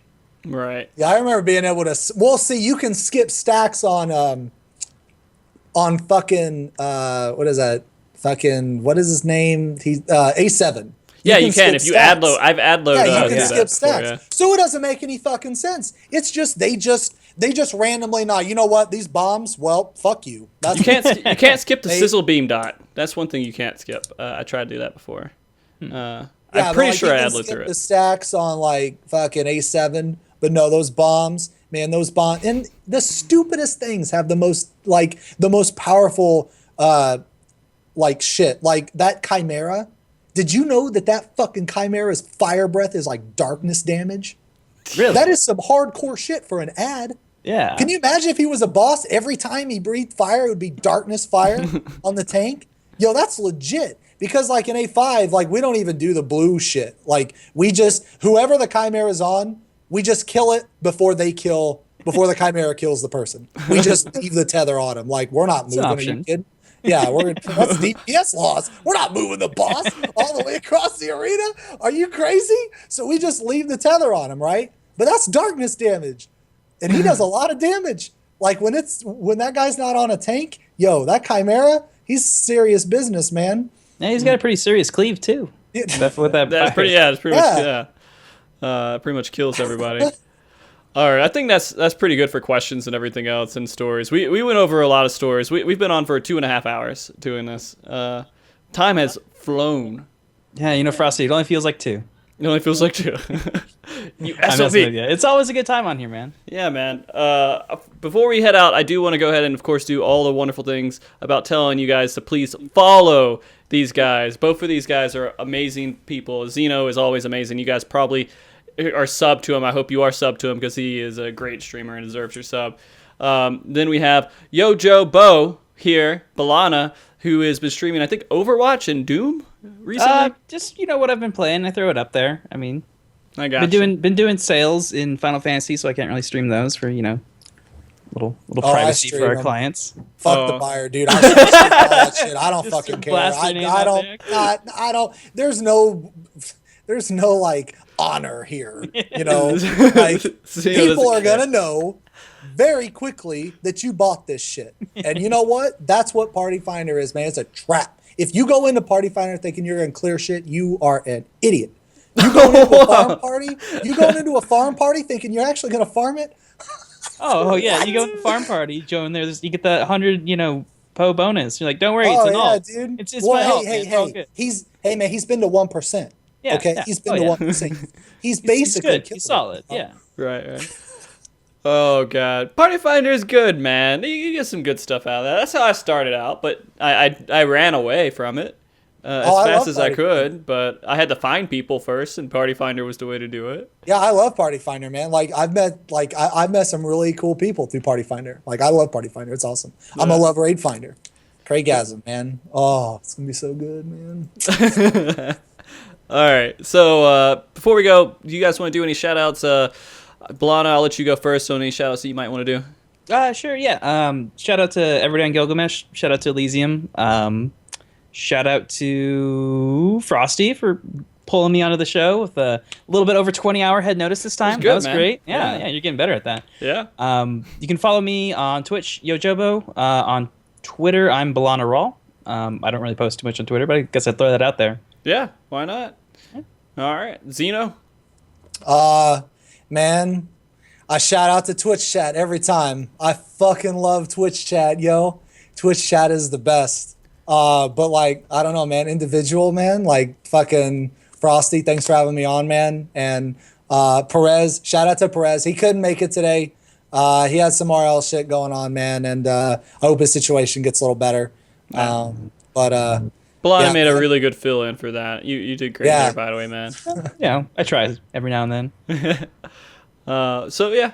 All right. Well, thank you guys all for watching the show too. You guys are absolutely amazing. Again, please follow these guys and watch them. They're great people to talk to when they're streaming. And then also, thank you very much, Cryogenesis and Carrara, for collecting questions and stories throughout the show. You guys definitely helped make this show work. It was a lot more interactive. I'm glad we could do something like this. And this was Xeno's idea, by the way. Xeno wanted to do this. Pros and woes, man. You hate that. The pros and woes. No, I'm just messing with you. And then also thank you, Blizana, for the artwork and Tari for the music at the very beginning of the show. Next week, MogTalk is actually going to be not a live show, guys. We are not going to be live on air Saturday next week. I'm going to be traveling to the Phoenix Comic-Con, and we're going to be doing a live show there. Or not a live show, but we'll be there. To us, it's live, I guess. We're going to be recording the show and having a few people on the show that you guys have no clue who they are. And also going around and interviewing guests throughout the Comic-Con that are dressed in Final Fantasy attire. And people cosplay a lot at this one, so we should be able to find a good handful of people. So look forward to that. I'm hoping to get that up by Monday next week. But until then, guys, be good. And I hope you have a very wonderful week and the rest of your weekend. Yeah. And let's go ahead. We have to find someone to host, though. Oh, yeah. That's right. So, Balana, Xeno, if you guys want to pick somebody out, and I will host them up. Party find parties are fun. Full, clear experience, PhD. I'm seeing we got Sly going on. He's playing Paragon, but... Sly's always there streaming when I'm done. Every time. Yeah. He's so sly. He's got that good little time slot going on. Yeah.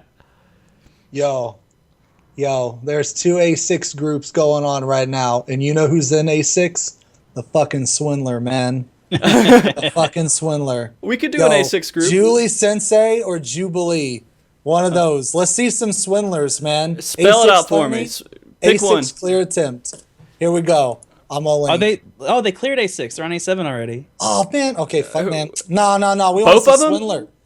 Where's the other A6? Where are we seeing that? Hold up. Here we go. Hold on. Let me see. We're going to find out. Check. Jubilee. Yeah, Jubilee right here. All right, boom. Host her. She's on A6. Don't put it in Skype, man. Put it in the Twitch chat. Sorry. Damn. I tell you like 5 times, man. Too many chats, man. All right, there we go. Boom. They're about to see Swindler. Oh, okay. Here we go. We're doing a host of them, guys. Thank you all for watching, and we will see you next week. Let's do our awkward waving, guys. Bye. Bye-bye. Bye.